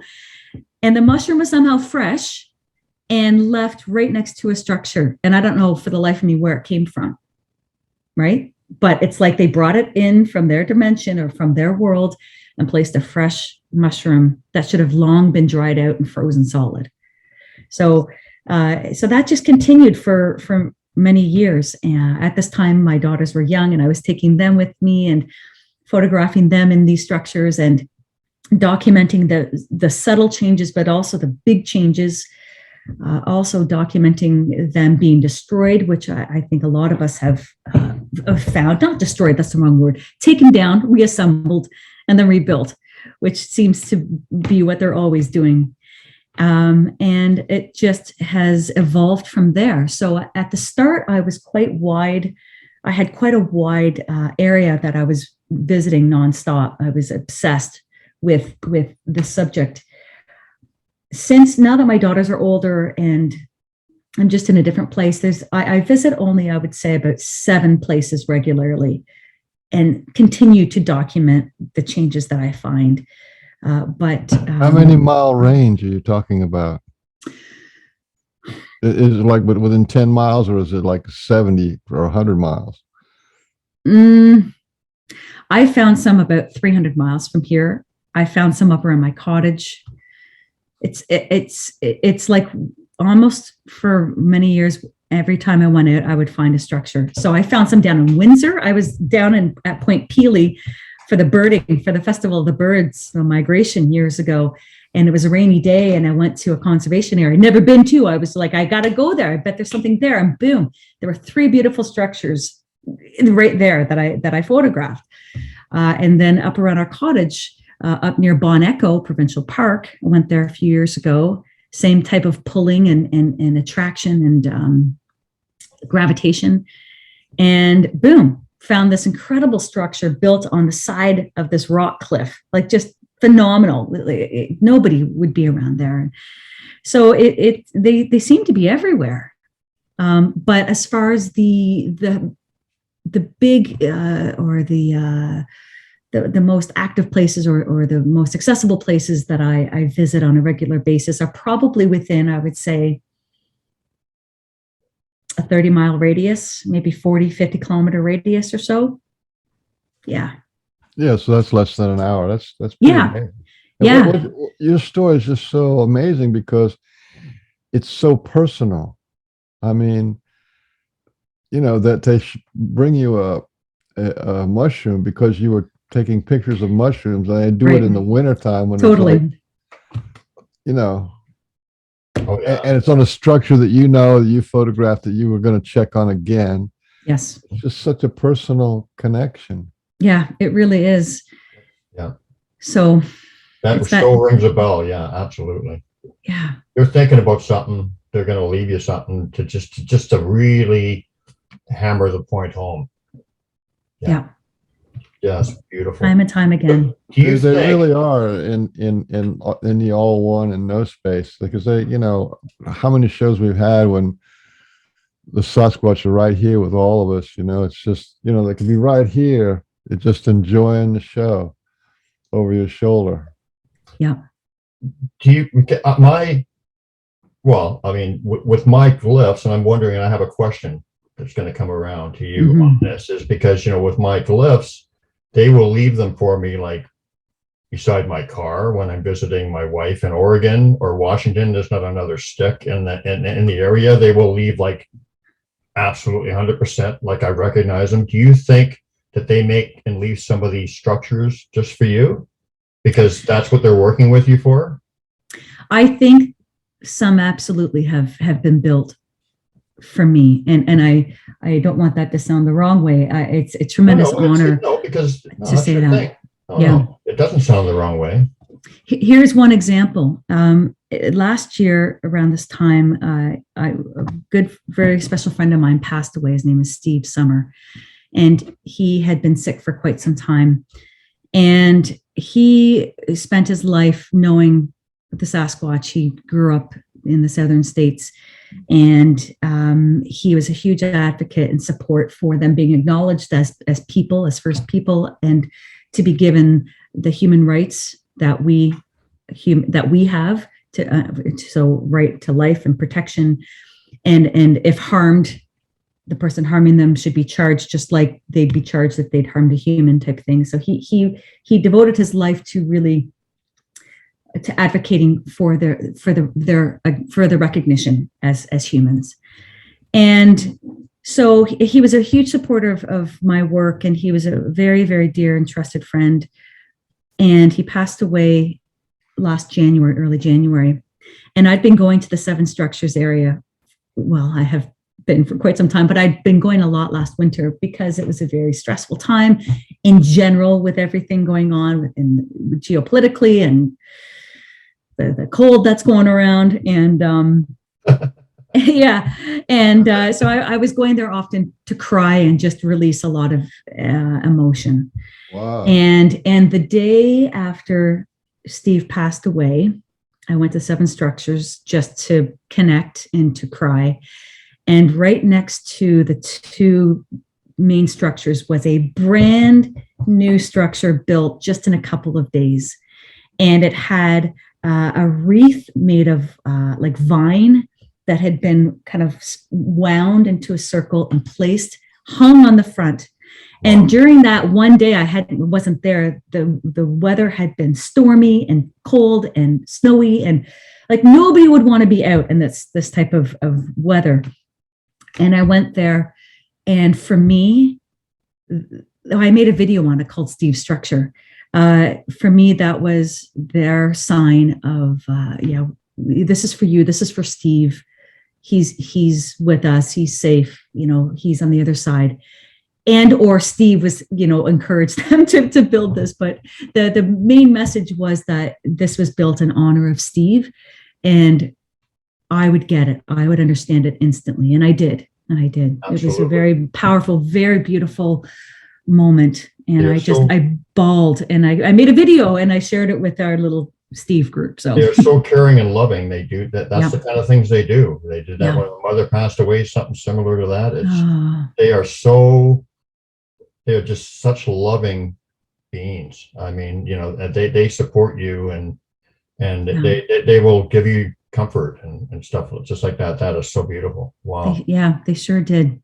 And it meant so much to the group of people as well, and to his sister. I'm so impressed with people who go out in the woods and are willing to cry or scream or whatever. People go through such hard times in their life, but if they go out there and just scream it out and cry it out, I guarantee you the Sasquatch are going to be respectful of you, because then you're actually going and being naked in the that's real, that's authentic. Right. There's no nonsense there. When you're broke and it's flowing out, that's as real as you can get. And Sasquatch respect that. Agreed. Yeah. So they'll help often, because there's lots of stories of people who've had divorces or people die and they couldn't get beyond it, and the Sasquatch will lift them up and start the healing process. Beautiful. So I want your thoughts on this, Leeann. Mm-hmm. One of the things that I've come up with is why they leave the structures.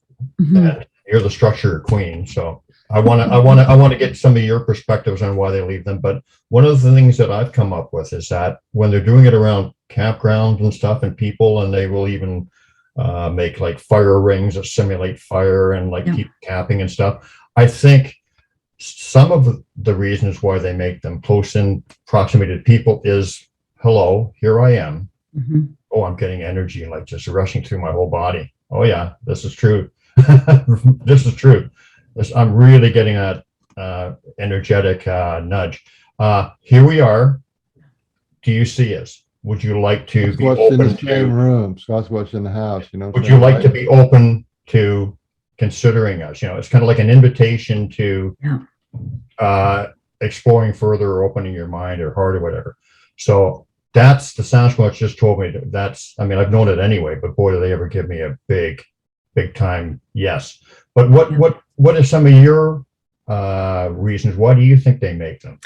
Well, what's beautiful, Brian, is that what you've just said has been one of my biggest hunches since the start of all of this. Beautiful. By far.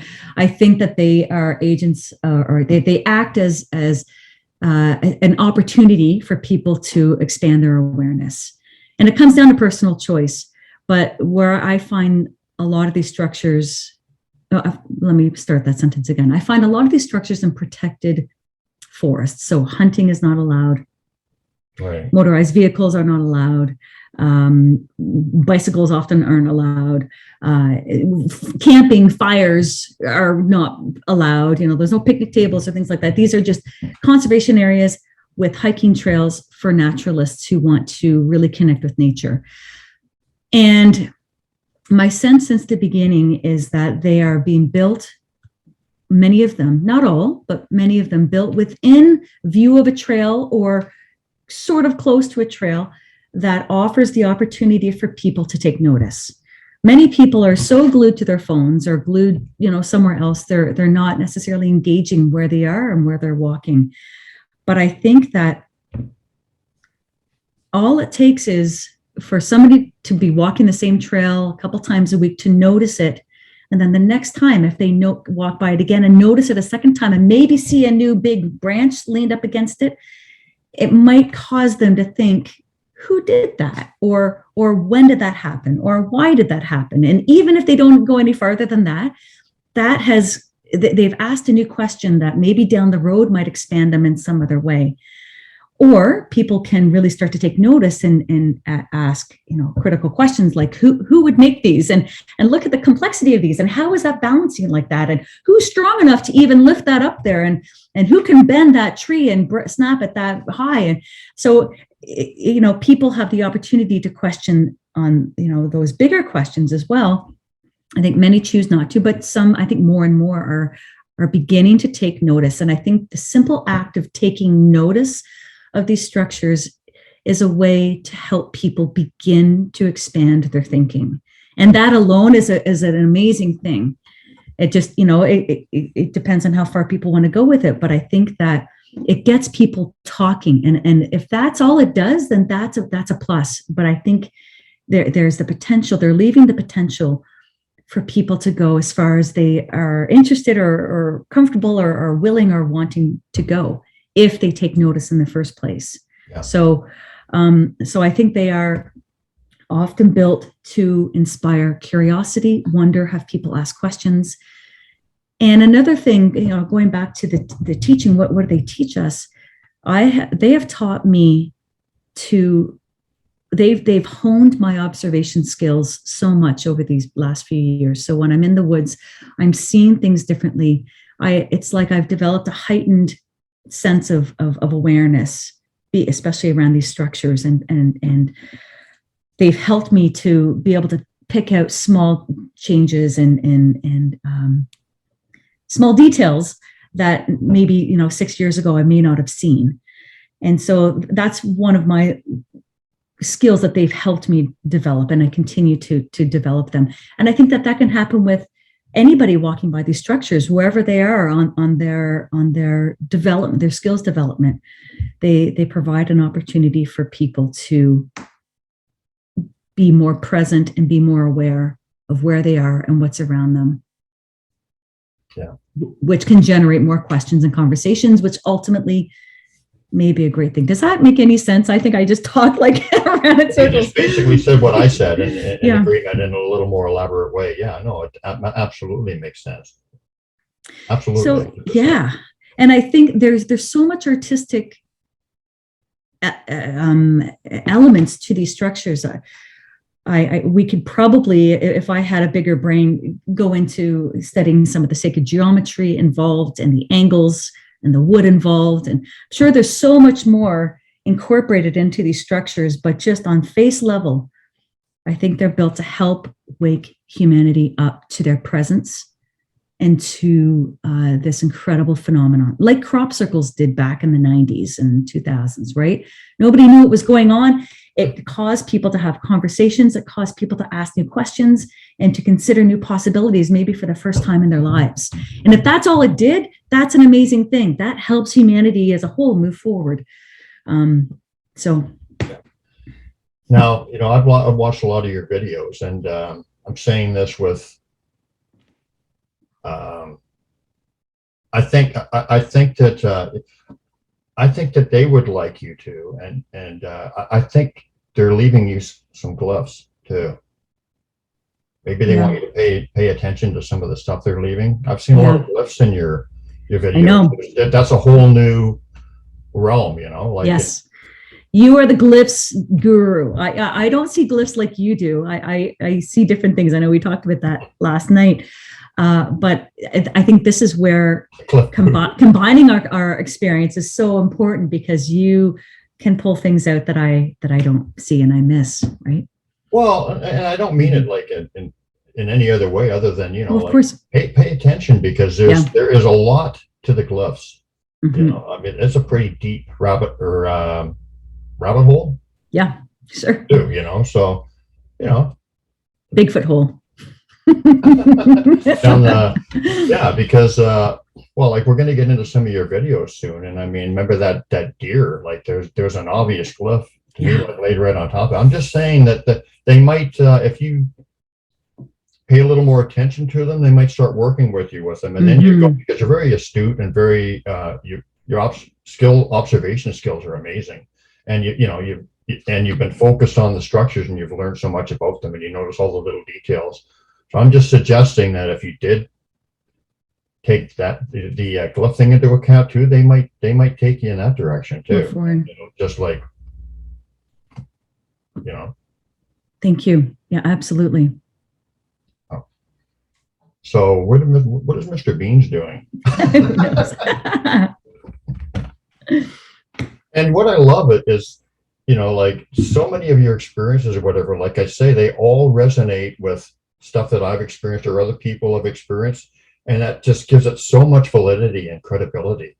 And we're sharing these things that people who have a family kind of connection with them or whatever. Do you feel like they're a family, or how do you feel about them?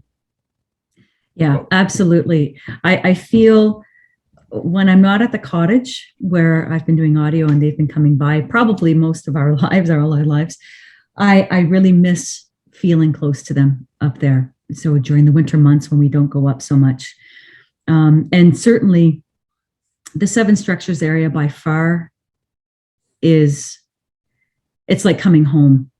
It's like I could just curl up on the ground and I'm good kind of thing. Does that make sense? Like it's such a place of comfort and a place I've gone so much to release emotion and to feel connected and to help feel a sense of greater direction and clarity in my life. So they've obviously your observation skills are way better. Like you say, you see things and whatever, they've enhanced that. So you see things that you never would have seen before, whatever. Have they opened up any gifts like telepathy, clairvoyance, any of that kind of stuff for you?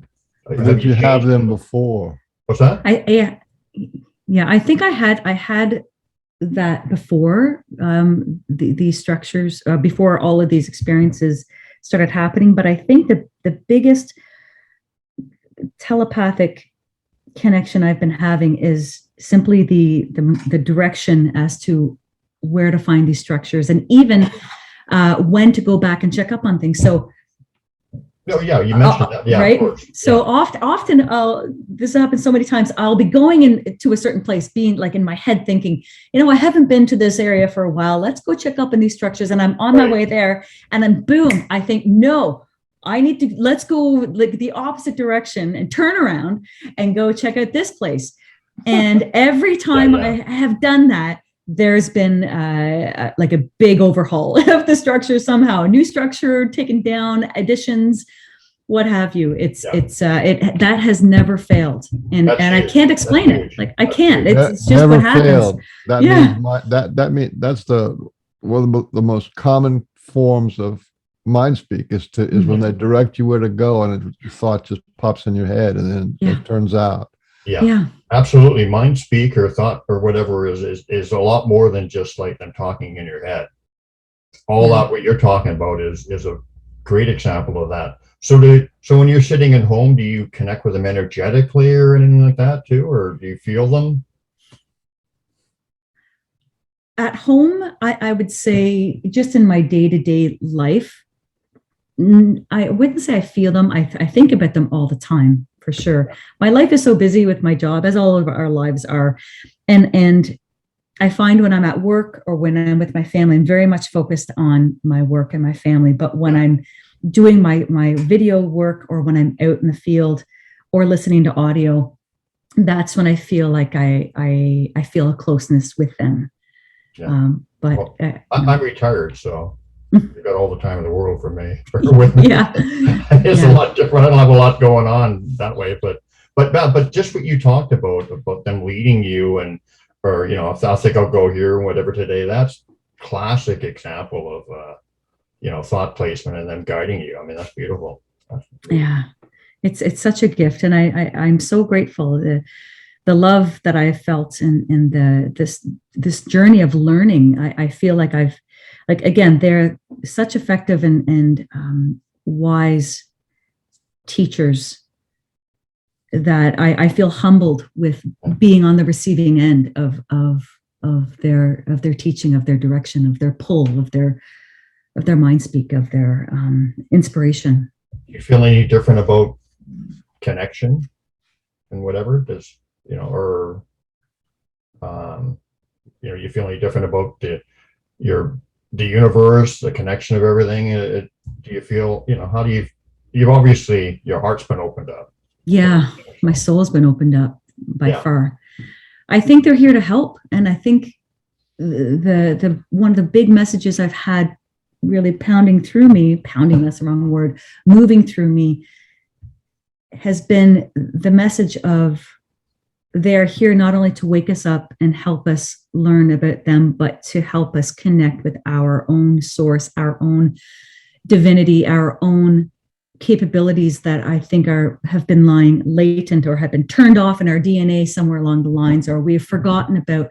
They're reminding us or teaching us, showing us that we too are miraculous, magical, creative, intelligent, masterful beings as they are. Yeah.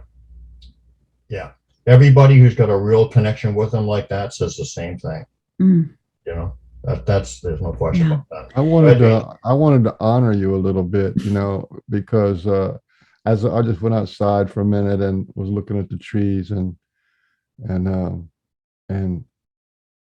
I remember something that Cindy Carter said. She said, who are you to be, when the Sasquatch chooses somebody, that's really special. That is just so phenomenal. Who are we to be chosen by the Sasquatch? And you have to honor that. That's kind of what the Pork and Beans is all about, is the people who have been touched and have a heartfelt relationship. You have to honor that. There's something going on there. There's something very special about the people who have that. Yeah. You're exactly right. I feel that in my soul. Comes down to love and connection and universal love, loving across space and time and dimensions, loving across physical embodiments. It's one love. It's one universe love. You just answered exactly what I was asking you in a very beautiful way. Yeah, that's what it's all about. That's their big message. Yeah. They're trying to reintroduce us to our true nature of who we are. It is, That love thing is amazing. When I first got into it, it was I think even Mike Patterson hadn't really come on the show yet, right, on the scene. And there was the Fur Cedar. I found the Fur Cedar, I think, in 2013, right? And I didn't connect. I thought Mike Patterson was amazing. That was mind blowing. But what got me going was listening to the psychics. Who was it? Jan Weiss and Kathleen Odom. Mm-hmm. And Kathleen Odom, she was I knew her. I talked to her on the phone. She's passed. Both of them have passed. But she has like these 4 videos in which the Sasquatch almost exclusively talk about the heart, being in your heart, connecting to your heart, open to your heart, have your heart light shining, bring light into your heart. You know what I mean? This is over and over and over. And okay, Mike Patterson has well-deserved, 1,400,000 views on the ones that he did for Fur and Cedar. But man, the message directly from the Sasquatch. This is before Sasquatch Speaks and before Sasquatch Message to Humanity. It was in the early days, and they just told her what's real for them is this heart connection. Yeah, us being in our heart and connecting with our hearts. Right. Absolutely. Right. Hey, do you want to get into some of your videos or? Sure. Yeah. I told you we didn't even really, we could do a whole 3-4 hour show even without the videos. Just telling stories. Just talking, yeah. But Oh, you got videos? You got videos? That's cool. So may I tell one more story just about on the topic of teaching and being directed and the heart, linking we're the running heart out in. of time. I'm just No, it's your show. We're you don't even have to show the videos if you don't want. This is your show. It's your Go ahead. show. Brian was thinking about replacing me with you as a guest. So unreliable. Mr. Beans keeps jumping him, but I'm not. Co-host. You are hilarious. We even sometimes we even have like nasty fights on the air. It's just really. We just really mix it up. You just never know where you're going to get from this. Passion's passion. Yeah. Yeah. So another really quick story centered around the concept of heart and heart-centeredness.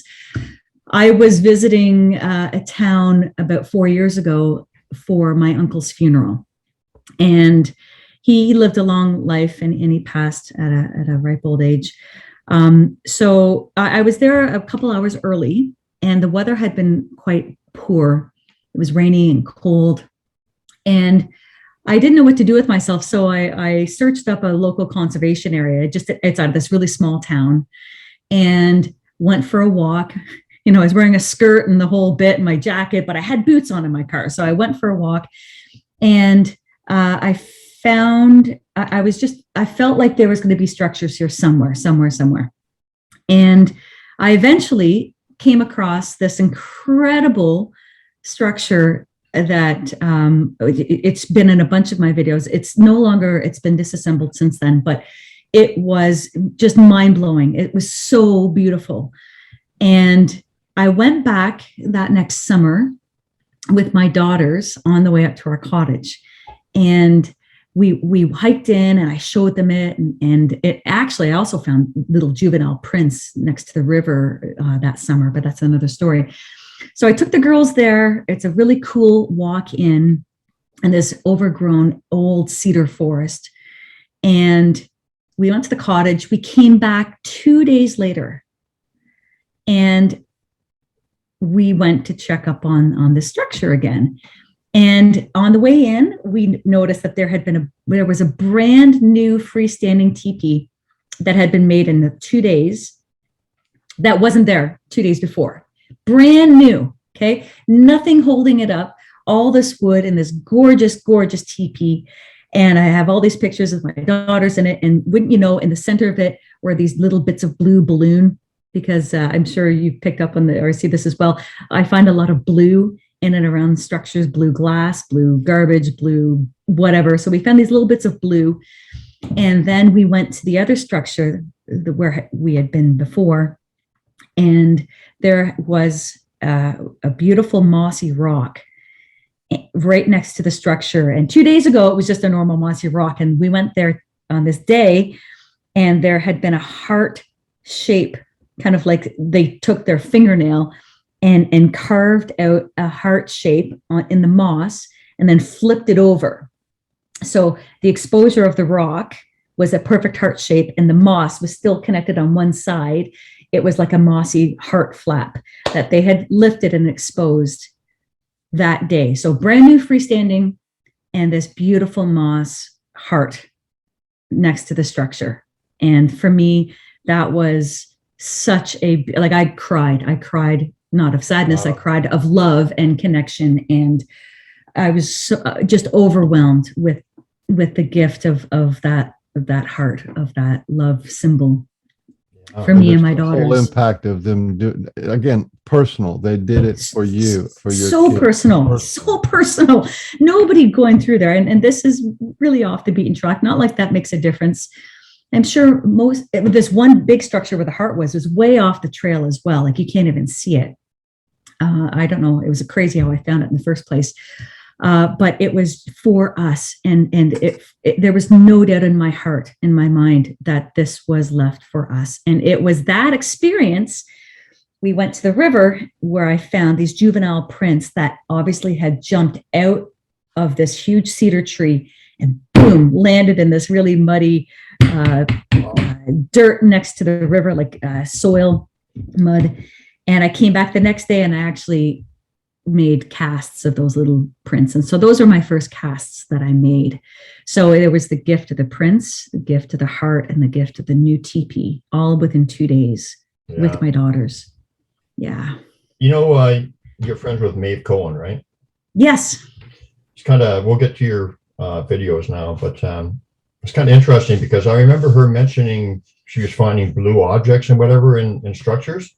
And what was really weird is that as soon as I read that and, you know, thought about that or whatever, every time I went out, or not every time, but it was just like I was seeing all kinds of little blue things like in the structures, always blue, toys, whatever, you know. Isn't it amazing?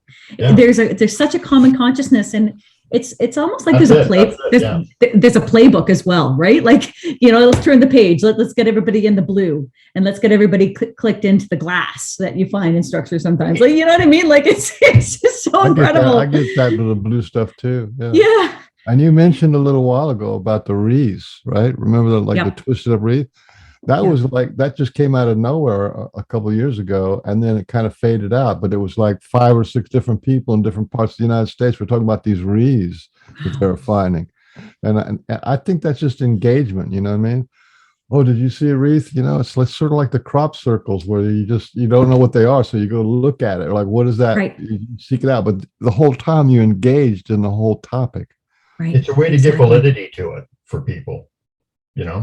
Yep. Absolutely. There's so many commonalities across the world with these structures, what people are finding. And I think the more connecting points we can find and communicate and share, just the more I think we can see the bigger picture that these structures are a language, they are of a common purpose, they are a gift, and they are capable of opening us up as little or as much as we want or we're ready for. Should we look at some of your videos? Sure. It's going to be a little, I'm going to make it as smooth as I can, but it's not like seamless. But I do know, our little practice session, which people seem to love yesterday. They thought it was our best show ever. I didn't even realize people were watching. Do you know that? Like, I had no idea. I know. We had like 50 comments or something. And, oh my gosh, it's so funny. Likes and I even said this is not for human consumption and everything. Yeah, I had no clue. Anyway, okay, I'll get into that. So it's not going to be completely seamless, but it won't be the end of the world.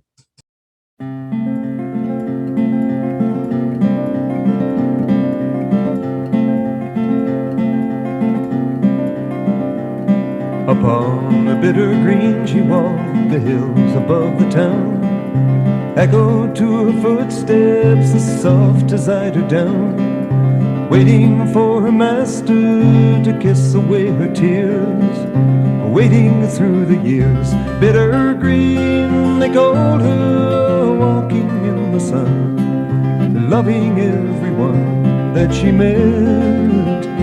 Bitter green, they called her, waiting in the sun, waiting for someone to take her home. Some say he was a sailor who died away at sea. Some say he was a prisoner who never was set free. Lost upon the ocean, he died there in the mist, dreaming of a kiss. Bitter green, they called her, walking in the sun, loving everyone that she met. Bitter green, they called her, waiting in the sun, waiting for someone to take her home.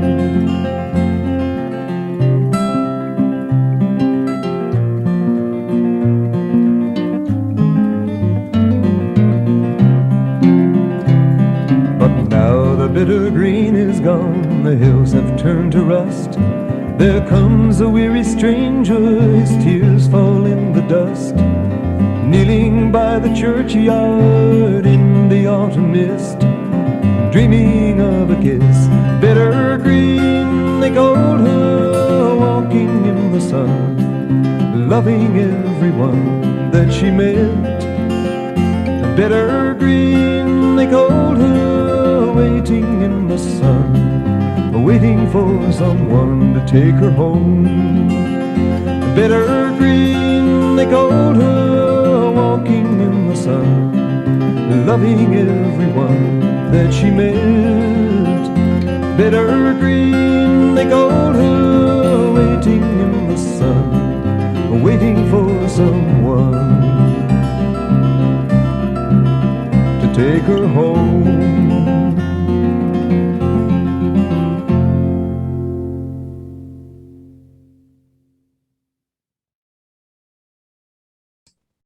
So just to mention before starting here, I haven't been publishing as many videos as I have been over the years.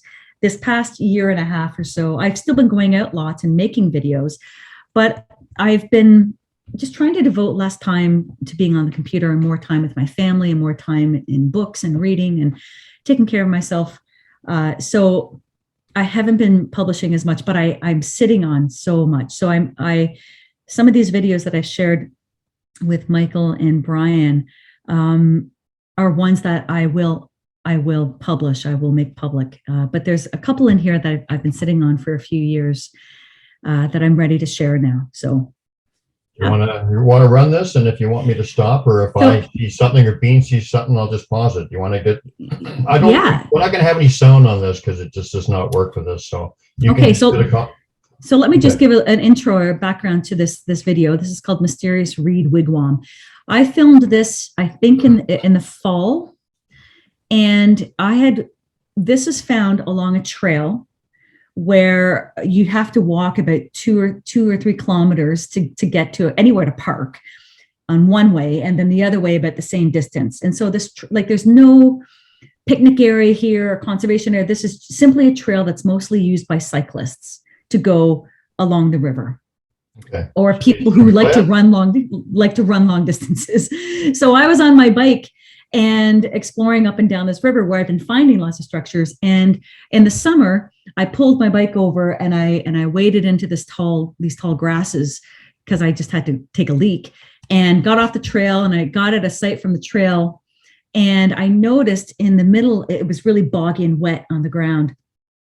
I looked over the height of these grasses here, and I saw like this tip of what looked like, a pointed tip of something. I was like, well, what is that? So I wandered over through the grass. It was all wet, like a wetland. And I found this reed wigwam, and it blew my mind for lots of reasons. But one, it was completely obscured by the tall wetland grasses all around it. Two, so you couldn't see it from the trail or from the road that's right next to it. The symmetry of this wigwam is like perfect. The angles, the curvature of the sides, the circularness of it is so exact and just so beautiful. It just resonates. And the wigwam is made from the grasses surrounding it, and every one of them I looked a little bit, but was snapped.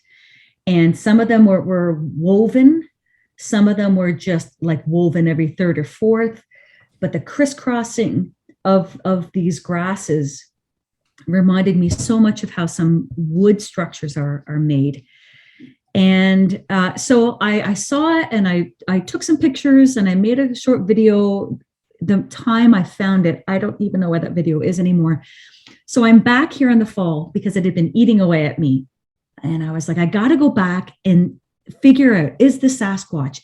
Did they build this? And so this is me going back and trying to get an answer. All right. So I'll just leave it at that. This is me trying to get to the bottom of it. So go ahead. Okay, so should we start playing it? Yes. I just wanted to add, you just stopping and taking care of business. I do not believe that was a coincidence. Yeah. I've written seriously. Yeah, no, for sure. I haven't heard the story of that. You stop for some reason you don't know or whatever. Right. Duty, nature calls, and there it is. It's not a coincidence. No, I agreed. So I'll just commentate as you play this. So I'm walking up to it, And you can pause it right there. So you can see the symmetry of what it looks like. There's a small door, and just the sides, the curvature is absolutely stunning. It's built around a center tree, I think, of some sort. And all of the grasses around it are just so beautifully and perfectly aligned with each other. The spacing in between the reeds, the X's, the crosses, and there's a small opening to mimic what looks to me like a wigwam. And I really like the one puffy grass right over top of the doorway, which we often see in structures. There's like horizontals, or there's something unique, almost like a welcoming symbol. All right, so I'm looking around, and yeah. Is this laid down here? Because it's much greener in the middle of it, or is it just happens to just be green in there? I guess it just happens to be green in there. Yeah. Because I find in a lot of mine, they lay ferns and stuff. Okay. So. Yes, I found that as well. I don't think that this was left grass in there. I could be wrong. So just viewer beware. There is something dead coming up, but it's nature. Okay. Okay. So I'm trying to find answers. Go ahead. And I'm just flabbergasted with what I'm seeing here, and noticing that all of these reeds had to have been taken just from the surrounding wetland and created. So I'm looking around. I haven't seen what's around the back of this structure yet. I'm studying it, and it's right next to, so it's in this river valley, and it's next to a highway. But there's no access from the highway down to this level. It's just this, the highway kind of comes close to this one area. So I'm just examining the structure, and I go around to the back, again, asking myself, is this Sasquatch? And I notice this, very sad. I don't think there's any question it's Sasquatch. I can't see the person making that. Really, that's a lot of work. And it's so, and for what, right? Like nobody can even see it. It was that's one of the big questions you ask yourself. Why? Some of them serve no purpose whatsoever. Exactly. So it wasn't until I'm around the back do I see a dead deer. And I've only come across 2 dead deers near structures in my entire time going out, and this is one of them. Now, the deer may have been hit on the highway. The highway next to here, there's a huge fence, so it couldn't have been hit and then fallen down here. It had to have gone in one direction or the other, quite a distance to get to here. It may have just been killed by coyotes. I don't know. But here it is right next to this structure as I'm here asking, is this Sasquatch? And again, one of the reasons why I didn't publish this or make public is I've still been sitting on it, but it's time just to throw it out there and let people think about it for themselves. But this poor creature, was left here. And so as we were watching this yesterday, Brian, you saw something that I'd never seen before. So go ahead. Well, to me, this is an obvious cliff placed right on top of it. Yeah. Right? Yeah. That's what I see anyway. Yeah. Yeah. Looks like another one back around the pelvis area. It's actually looking standing up. See, it looked like a 4. Oh, yeah. Yeah. Yeah.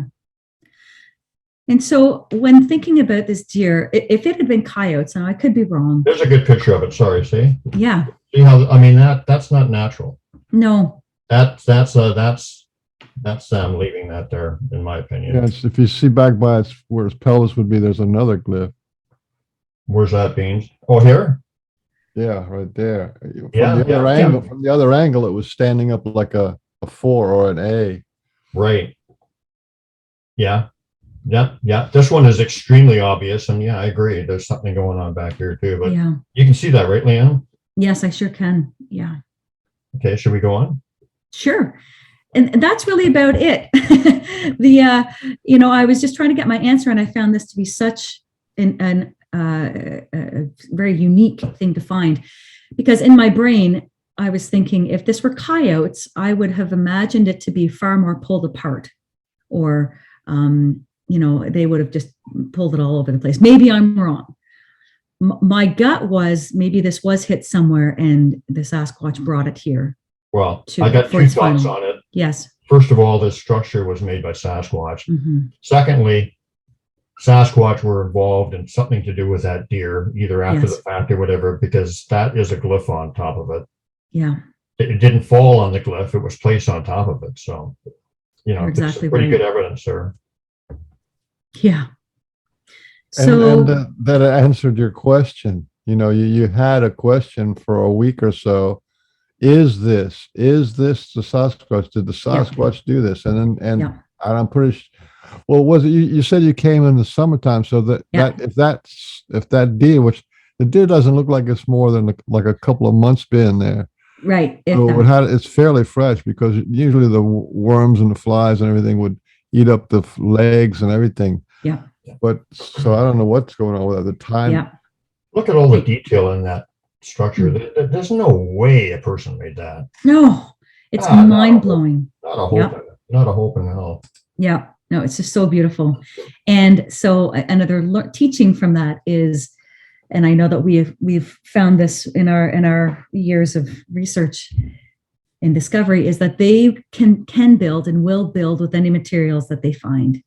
Absolutely. And this is yet another example of that. And so I'm more confident than ever to share this now. And I know that I took a brief glance at some of your videos, or I read some of the description. I noticed you have one with string and whatever. Yes. Which, they're just opportunists, so use whatever they can, right? Totally. Yep. I mean, yeah, like I've questioned the string before, and I've got an immediate answer. Like I looked down on the ground and there was a string with a T-glyph, with part of it was string of the same, it's so they do use that stuff. Sometimes people say, "Oh, like string, it's tied up or whatever." Like, no way, but no, they use it. Yeah. 100%. I've always said, if they have the skills and the capability and the knowledge and the strength and the understanding of wood to build these structures, my goodness, of course they can tie a knot with anything that they find, right? Anything that's tieable, they will. And they've used that to also teach us, I think, as to what their capabilities are. Of course they can. Want to go on to the next one? Sure. Yeah. This is fun. Okay. Hold on. Oh boy. Wait a minute.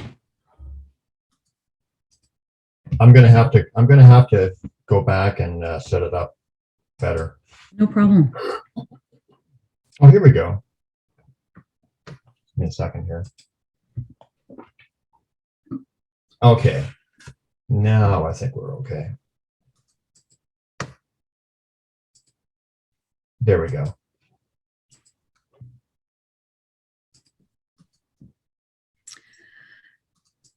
Okay, so I threw this in.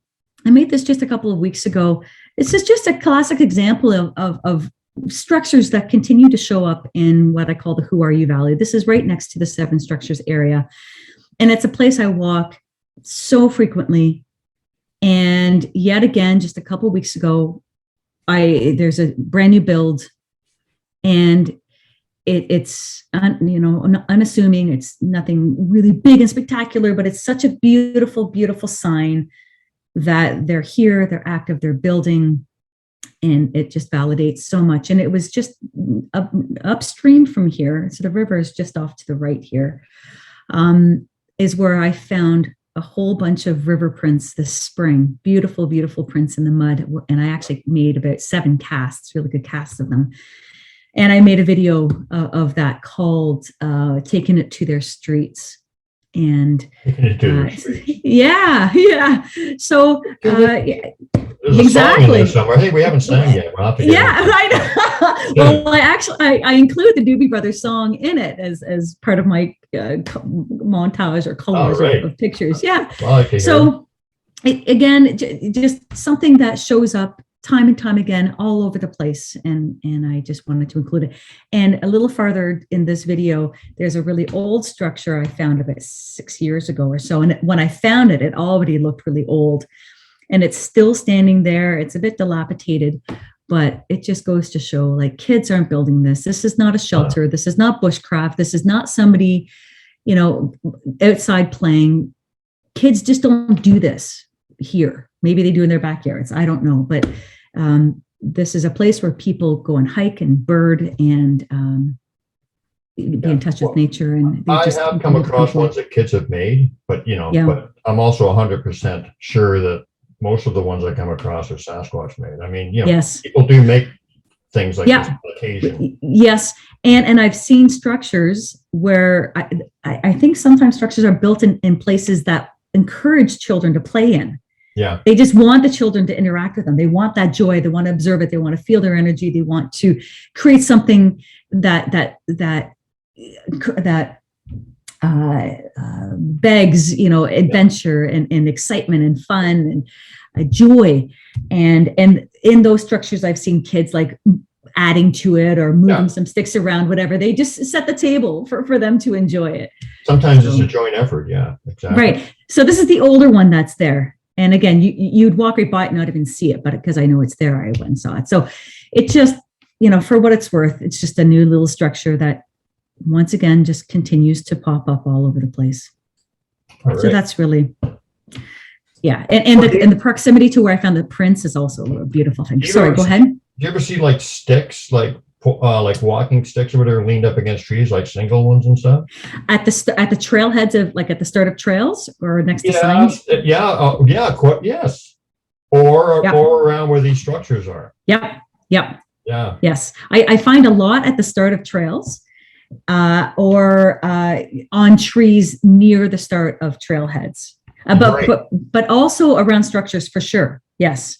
Just the odd one will be there. In fact, where was I yesterday? I was at Seven Structures area yesterday, and there was one lonely new branch up against a tree. And I saw it walking in. I actually got a new structure. I made the video for you. I haven't shared it with you yet. But that one branch on the tree walking down into the valley for me was like, okay, boom, they've been active. They've been building. I can't wait to see what they've done. So that's what I like about the structures is almost always they are built in some kind of harmony with nature. In other words, an uneducated or an unexposed person could walk up to it and say, how did the wind make all that fall that way? Or kids made this or something, what I mean? And it's never in such a way that it's so permanent. So there's this impermanence about it. And there's this kind of from nature, in nature, by nature kind of a thing going on, It's not like what we would do. It would be also like structured that was not natural structure. Right. Yes. Yeah, I agree, Michael, for sure. Yeah. Okay, we got another one. It's beautiful. All right, which one is this? New Fall Beach structures. Oh, okay. So I've been going down to Lake Ontario to look for structures. I had never really done this before this year. Yeah. Oh, I still remember the song. I had a place to stand, a place to grow, right? Yeah. And so this is where a river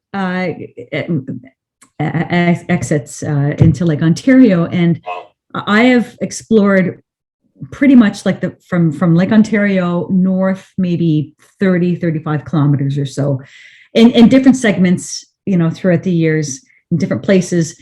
And I've been finding structures the whole way along. And since the start, as I'm sure you have as well, I've found a connection between waterways, water systems, and structures.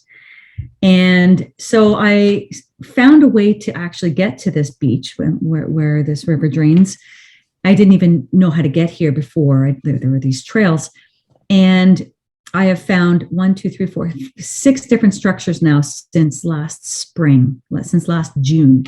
And again, kids could make these, okay? Like, I'll throw it out there. And certainly humans are extremely creative and kids love to do stuff like this.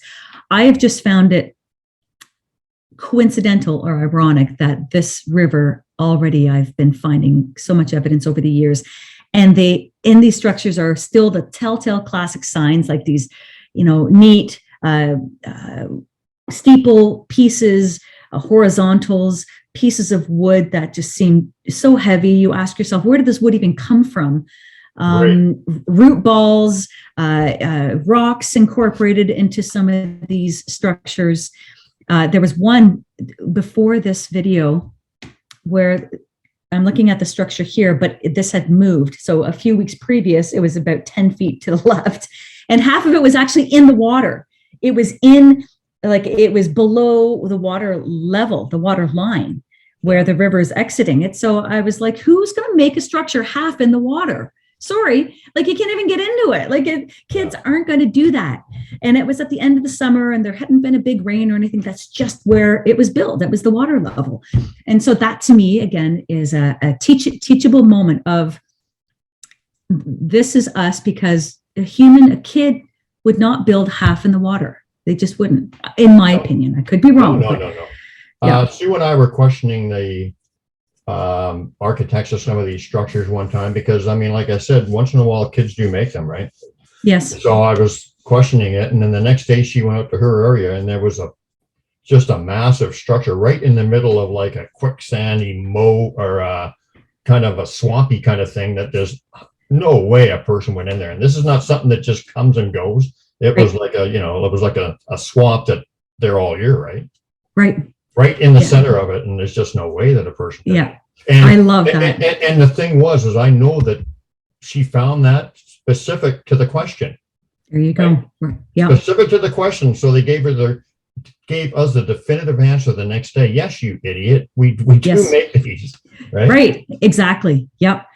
So, and again, being on the beach, and this is not a busy area at all. You have to either drive here or walk on a trail. There's no subdivision near here. Yeah. It would beg if a child went there with their family, of course they would beg to play and to add to it and maybe crawl inside of it, sure. which could be part of their reasoning for being in the first place as well.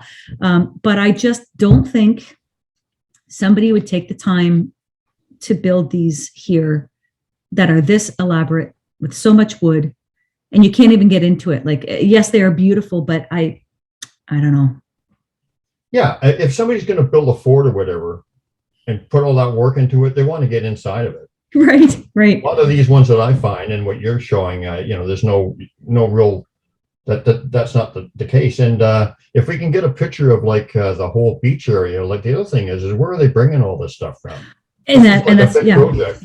It's huge. Yepers. And this is like wet wood as well. It's heavy stuff. So, and no footprints. That means they would have to kind of know that it's going to rain in the next week or so. And then, so they wouldn't have to, or that they had some kind of way of sweeping away the footprints. Yep. I've even considered, Michael, their ability to almost have like a Harry Potter invisibility cloak. So they could drop an invisibility cloak, be making these structures, where nobody can even see them doing it. And then poof, lift the cloak and boom, there's a structure. Some of these structures have shown up in such a short period of time, literally overnight, within 24 hours.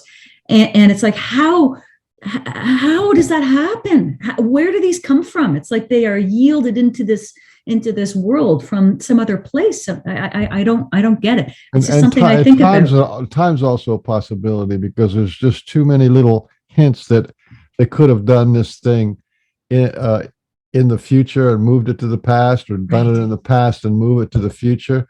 Right. And that kind of blows your mind. It sure does. Can I give you a perfect example of that, Leeann, that you will really appreciate? Excuse me. So I was looking at these structures in the campground, right? And some fellow walks up, and I just felt like saying, the Sasquatch make these, right? And he was like, oh, wow, very cool and whatever. And I was talking to him, and he said, that's weird, because I just saw a bear peeking at me from behind a tree. Right. And as he was saying that, I was getting all this energy. I knew it was Sasquatch, right? 100%, because I was getting the confirmation, the energy. And then he said, yeah, I've noticed these a lot before. And there's a place just down actually where I was just heading at the time where I see them all the time. And I wondered about them, but I thought kids and whatever made them. So I went down there and I saw a structure, right? A new structure. And let me just get out of this. And so after, this is only 15 minutes after I talked to him that he was talking about he had just been down there, just been down there and seen these structures, and he was always wondering about them. So 15 minutes later, I'm down there and I see a new structure, right? Okay. Amazing, yeah. I went back the next day and this guy's there again. And I said, oh, yeah, look at this one or whatever. And he says, that was not there yesterday when I was talking to you. He was 100% sure, and it was like really stood out. So I'm talking about it. I'm feeling them there, looking at him and whatever and stuff. And that big structure was not there. And 15 minutes later, I'm there. 15 minutes. Yeah. But incredible. Yeah. So time, all that kind of stuff. It just verifies everything that you're talking about, right? Yeah. Yeah. Incredible. That's just so beautiful. I know. And that was that's a big learning lesson, right? Right. Right. I wanted to Thank add you. about your structures there on the side of Lake Ontario. Yeah. To me, there was the reason why that was was a special place is because that was where the river merged into the lake, right? And just that simple symbology, it's like our life merging. It's just a river going into the ocean, our life going into the bigger reality. I don't know if that has anything to do with it, but I try to look for these really simple symbology. To me, that was just so powerful because you're there looking at these things, and the whole site from where you're looking was this river going into the lake, and it just keeps flowing. I was like, that's unbelievably powerful. That's beautiful. It reminds me of the song. Here we get to singing. Let your love flow like a bird on a wing, and let your love go. On in the dune and let your love go, right? You got to flow with it. You're just flowing with the love, flowing with the truth, flowing. That's right. And let your love grow. All different things, yeah. It's one of my favorites. Yeah. Good. We're going on tour. There are so many lessons in so many of these stories, like that one that I just told you. It's about. They want me to connect with this guy. I'm talking to him. He sees them just before I'm talking to him. I get the energy confirmation. He's talking about structures. And then I see him the next day and he says, that one was definitely not there. So many points, wow, like they're teaching all the time. Always. Yep, for sure. Yep. Just amazing. So we got another one coming up. And there's the SpongeBob SquarePants side to them, is they keep it really simple. There you go. You have to be simple. You have to put your mind into simplicity to really grasp what they're communicating. Yep. I love that. That's so true. So this is a little find I made last year on Boxing Day, and this is in a valley of next to a river where, again, I've been finding so many structures, not the 7 structures area, a different one. And so I was just walking along on this beautiful winter day, and a structure caught my eye, and I couldn't believe it was actually a structure, because as you can see, it was built inside this really dense area of trees. And so during the spring, summer, fall, you wouldn't even been able to see this. There would just be a wall of green, a wall of leaves, which is why I never saw it up until this day with all the, in the winter. So I crawled in here or squeezed my way in, and sure enough, here's this little teepee in the most obscure, place, which caused me to ask, like, why here? Because you can't see it from the trail. It's not begging children to play in. It's just a really, really simple structure. So it caused me to ask the questions of, are these also funneling energy into the forest, in, out, within, without? Is this just for them? What's the significance of building this structure in such an out of the way location? Like what's the point? So once again, no way a human would do this, be back in here making this. I find some of these little ones the most compelling, because like you said, there's absolutely no reason for a human, there's none for a No. human to do it. You know, No. like some of the big ones, you can maybe human, getting creative made it. Maybe there's, but these No. ones like this, I know. they're extremely compelling because there's just no rhyme or reason to it. Exactly. Yep. So I just included that. Again, I haven't made this public. I'll make all of these public on my website or my YouTube. But yeah, I just wanted to throw this in as another example of things that I'm finding and having these discoveries cause more questions, further questions. No, that's it. That's it. Just this random. Did you ever get an answer about the energy thing? Because there's a lot of buzz around that these are energy points, or there's natural energy flows or something. Did you ever get any confirmation or more about that? I have often felt that that's another aspect of these creations, that they have a way of maintaining an energy level within these forests. I find that wherever these structures show up, nature is so abundant.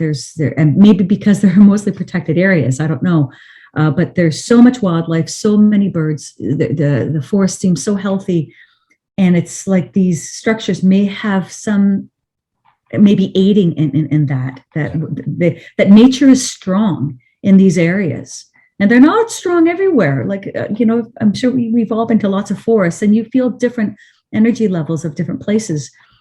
I find the energy within these areas, so the life force, the nature force, very, very strong. So I have always suspected that they have a way of funneling energy from the earth into the forest, or from the forest into the earth, or from the ether, or from spirit into the forest. I've over the years, I've checked up or found structures. Twice I found white-tailed deer inside freestanding structures, okay, curled up, just napping. Found a raccoon, and of course, lots of squirrels. But seeing these deer use them, and maybe they're just being deer and finding shelter or whatever, but it's like nature is attracted to these locations, to these places, and there seems to be a sense of safety, a sense of peace. Yeah, I agree with the energy thing you're talking about. In Ireland, I lived in Ireland for a lot of summers and vacations, and they have standing stones all over Ireland, and the standing stones, especially out in the country where it's not so, there's not so many houses, the cows will walk from one standing stone to another. In other words, there's a natural trail that has energy. And if human beings walk on that trail, you have enough energy to get from one standing stone. So you look all the way across the valley, and there's another standing stone. And if you just kind of follow that trail, you get energy. So I put that on the plus side, I guess. That's beautiful. That one of our connections to nature was energy spots, the energy cave, or the places, sacred monuments, sacred places, You bet. Yeah. Yeah. Absolutely. 15 minutes long. Yeah. So we don't have to go through this whole thing. So this is the 7 structures. I want to go through the key parts. Yeah. So 7 structures. Again, this was taken, I think, in November. Lots of changes have undergone here at this location. Many structures have come and gone. This one right in front, in the center, it's the granddaddy. See, that's the kind of thing. Why would a person make that? Totally, yeah. So that's new this fall. And the one on the left, the far left, that's also new this fall. Then the one on the left now, that's like the granddaddy. That's been there for a while. So this is me just documenting these new structures. That small one just doesn't have, much shape to it, but I get the feeling it's a little one just pretending or practicing and just doing something for fun. But as we keep going, the one thing I want to show you, so you might be able to squeeze ahead a little bit, fast forward if you can. I'll show you. There's a new structure that showed up beyond these. Move ahead. Yes, please. Yeah. And honestly, probably 30 structures have come and gone. Okay, so if you can stop right here, it might be around here. Oh, this is yes. So mushrooms, yeah. Oh yeah. So they had made they'd left a little like fire pit. This was brand new, And they pulled up this old board, and this old board has been moving around for years. And they arranged these rocks and those mushrooms and the sticks and the bark. So that was a new little sign. Really beautiful. I know that you find things like this all the time. So that was truly special. But then moving along, there's another structure that has a backbone. Personal, because it would have to be right? for you, because what are they going to do is leave mushrooms out in the middle of the woods forever? I mean, Right. it has to be personal. Yeah, right. No, it is, yes, it is this one. So what is incredible about this, and you're not going to believe it, and I was just here yesterday and I made another video. So I'll show you in just a second. It looks like a normal structure with one main backbone and wood leaned up on either side, which is true. However, the backbone itself, I'll get to it. Yeah. I've seen something. Yeah. See? See that stick leaned up against there? Yeah. There you go. Talking about that kind of stuff. Yeah. Great eye. Absolutely.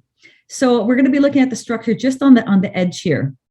So what's amazing about this is that the backbone isn't actually supported by anything underneath it. And I can prove it. I can show you in a video that I just took yesterday. Hopefully it'll pause. So it has all these telltale signs, classic styles of structure. I like this stuff too. Yeah. That's another thing that I give away. Yeah, totally. The tapered snapped sticks to length of the lean, for sure. So right here. So see this backbone? Okay, so it's bent. Let me try to pause it in just the right place. Yeah. Where do you want it? Those horizontals are awesome. But yeah, let's go back a little bit more. I love those horizontals. Oh, it's incredible. Back a little bit more. Back a little more?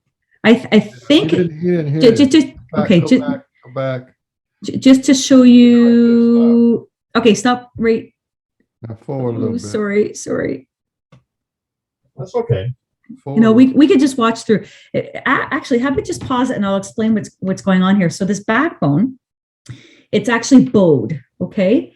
And it is in between two trees, two hemlocks, and there's a bit of a bow in between them, like a horizontal bow curve, but there's absolutely nothing supporting this backbone. Nothing is underneath it. It's not sitting on a branch right there underneath my finger. It's not sitting on a branch. It's not sitting on a stick. It's not in a V. It's not in a Y branch. The only way I think it's being suspended is from the weight of all the wood on the far side of it, leaning up against the piece of wood. So it's literally being suspended magically, like only with the weight of the wood leaning against it, because it's curved in between these two trees. And we've had so many windstorms, ice storms. We've had like 100-kilometer-an-hour winds, 80-kilometer winds, big storms. And this continues to be suspended only with the weight of the wood leaning on its side, nothing underneath whatsoever. So I go into it a little bit more here, but I just wanted to include this. Yeah, there's the good picture of the backbone. It just to show how masterfully they can construct these structures, understanding how wood works, understanding the weight, pressure, angles. Oh yeah. And how this, look at that. How it's just, I see that. Yeah. How it continues to just be suspended, and there is, and take my word for it, nothing underneath the whole length of it. Wow. Yeah. Yeah. So this big horizontal piece is all just suspended by the pieces leaning up against it. I mean, exactly. supported. Yes. Pinned. Yep. Yeah. Wow. So that's neat. Right. Once again, teachable moment. They're always teaching. They can do How this. they do that? Have one Sasquatch holding it up and another one put on the sticks. Like you've got to stand there with it's getting the sticks up off the ground. How do they do that? I know. How do they know it would even work? And this is like 2 months ago. And yesterday, I've got video on my phone. It's still there. And some of the wood, even on one side, has fallen down, and it's still pinned magically up in the air between the two trees. Yeah. So their knowledge, their understanding of how wood behaves, and the construction of these are mind-blowing sometimes, like just That's otherworldly. that definitely means two, at least minimum of two Sasquatch did that, because Yeah. one couldn't do it. Yep. Yep. Okay. Yeah. Should we move on, or is there Sure. more? Yeah. Yeah. No, that was really, I mean, I go on to the other structures, but I really wanted to point that out. I just have to, That's cool. Yeah. yeah, plug my computer in for just a second. I'm just a bit to conk out here. Hold on just for a second. So this is fantastic. She's got the connection to structures like you've got connections to the glyphs. Yeah. Yeah. I see a whole lot of structures too, but she's like she's the queen of the structure, that's for sure. Yeah, absolutely. Sorry about that. Okay. So what else do we have here? Yeah, yeah. Okay, yeah, I got some more stuff coming. Hold on. Oh, okay, we got another one here, but let me just I hope this is working okay for everybody watching. It's not that awkward. South Ontario Sasquatch. That's your channel, right? Southern Ontario. Yes. Southern Ontario Sasquatch. Yes. I was on there, I think this morning. You got like 4 years of tracking. Yeah, I do at least 4 or 5. Yeah. You said you've got another 100 videos ready to go. Or more. Yeah, easily. No joke. Yeah. We haven't even got into the sound yet because this Zoom is kind of inadequate. I actually like just talking about it as we're going on, because we're all bringing up our own observations and stuff. I mean, right. You know? It's You actually have like little people like running up to your, so running up to your microphone. That's wild stuff. So I included this as an example of them teaching us that they can use rope. And I find that they'll often show us that they can use rope and tie rope by tying it for us and having it add absolutely zero structural support to the actual structure. So it's tied for no really reason at all, except to show us that they can tie, if that makes any sense. So this is an area sort of near the 7 structures, and I've been finding some structures come and go from this area. It's a bit difficult to get to, and it's way kind of an obscure place. And so I found this new structure. This what month it were? December. This was maybe in the summertime, I think. And it has all the classic beauty signs of construction, and some snapped root balls, some yanked out trees.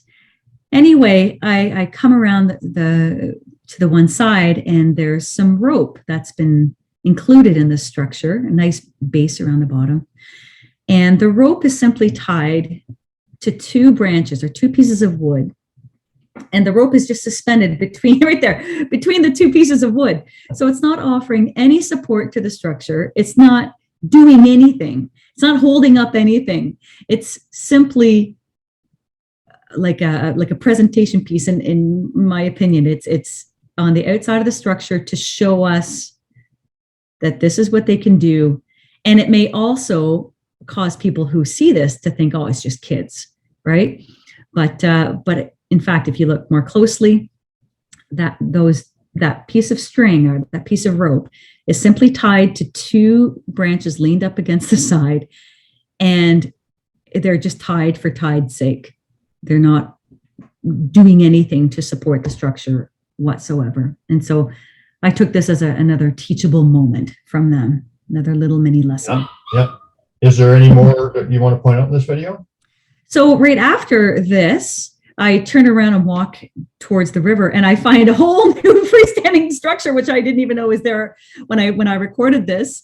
So we can just move forward a little bit, and I walk down this. Is that it? This no, it's a little farther, but you can see the string there. I mean, it's doing absolutely nothing. Yeah, and so right towards the river, this was brand new from like over a month. And I was just so blown away because I didn't anticipate one being built here. This is the location where I've actually found some stick gardens before. And I found a mylar balloon here, which is something that people have found in different places as well. But this is just a new beauty structure, quite big. And like, look at this construction. Like, look at that big piece being balanced on a horizontal, not even on the ground. So if somebody were building that, they would find that huge piece of wood and put it on the ground and lean it up against the tree. But why put it on top of an already horizontal piece of wood? It's not intuitive for a human to do. So it's just a beautiful find. Do you have is there a little more further in the video or back? Does it have the entire, like the full view of it? Yeah, the full view is coming. Where's that? Yeah. Further ahead? Yeah, it's further ahead. Nice little horizontals. I love Nice, horizontals. nice. I love Yep. horizontals. I Where do I too. live, there I often see them in the mix. Yeah, beautiful snaps. Small little pieces just placed randomly.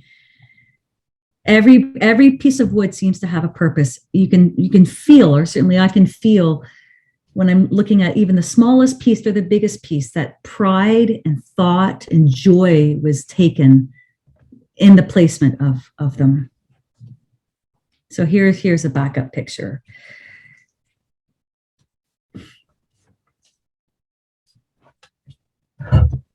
Sorry, I'm just showing where it is next to the river, next to the bank, where I found some stick glyphs and stick gardens.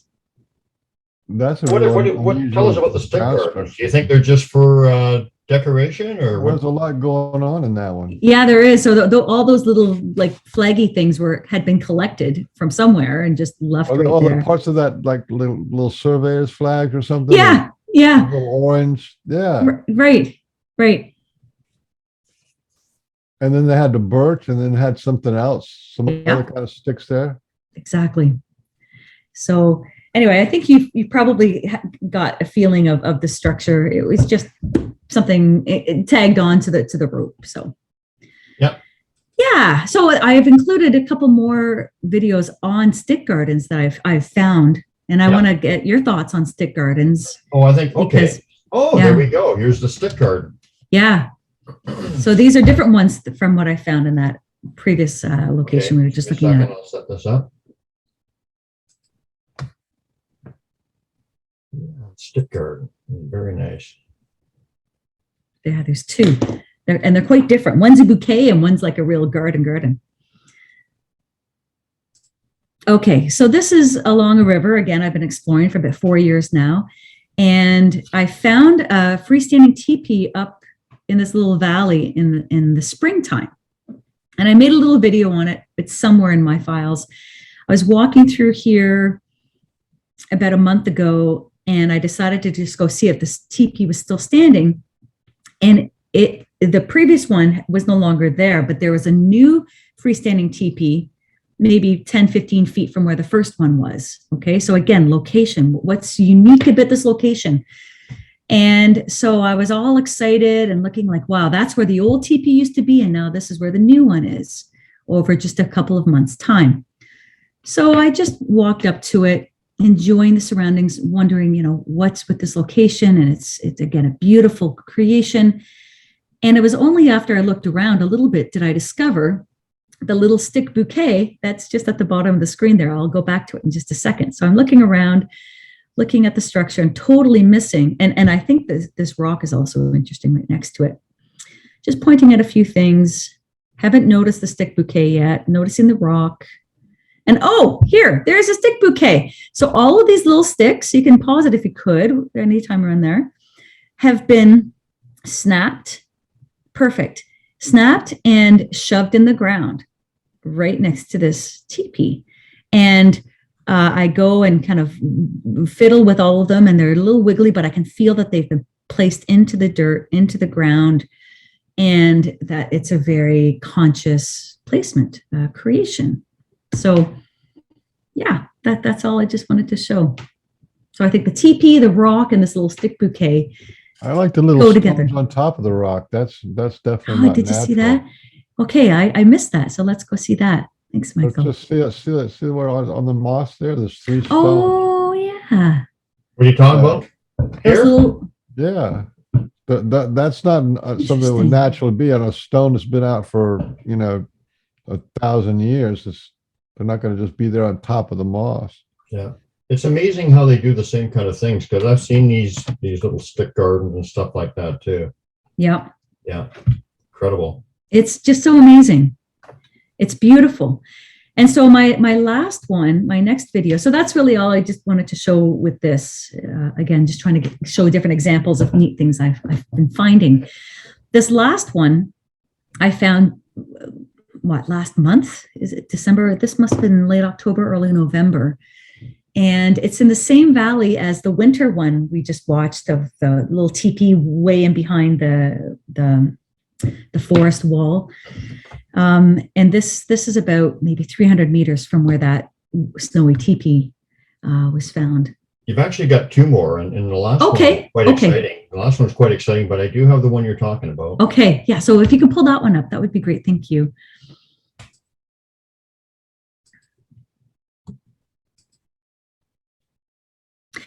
So it starts off with me going into this forest and talking about how last spring there was a freestanding teepee right here, and now it's all gone, which is what they do time and time again. They create, they take down, they recreate. It's just continuous, which I think is a lesson in learning for us in itself. And then I noticed this new structure. And I also talk about how I've been walking by this forest for quite some time, always looking in here thinking it would be the perfect place for structures to show up. And for a handful of years, I didn't find any until last spring. And that's when I started finding these structures here. And it's kind of like they burst through, like I could feel them coming through. I could just sense that they were going to come out. And now they have, and I found maybe 6 or 7 different structures in this area. So I'm looking at this structure, commenting on, it's brand new, and I've been sensing activity here for quite some time, just with my intuition and my heart. And then there's a new structure in the back as well. I go there eventually, but behind me, I turn around and I start looking around a bit more, and I'll show you what I find. It's another stick garden, but it literally looks like a garden, like they're preparing a garden bed. And you'll see in just a moment.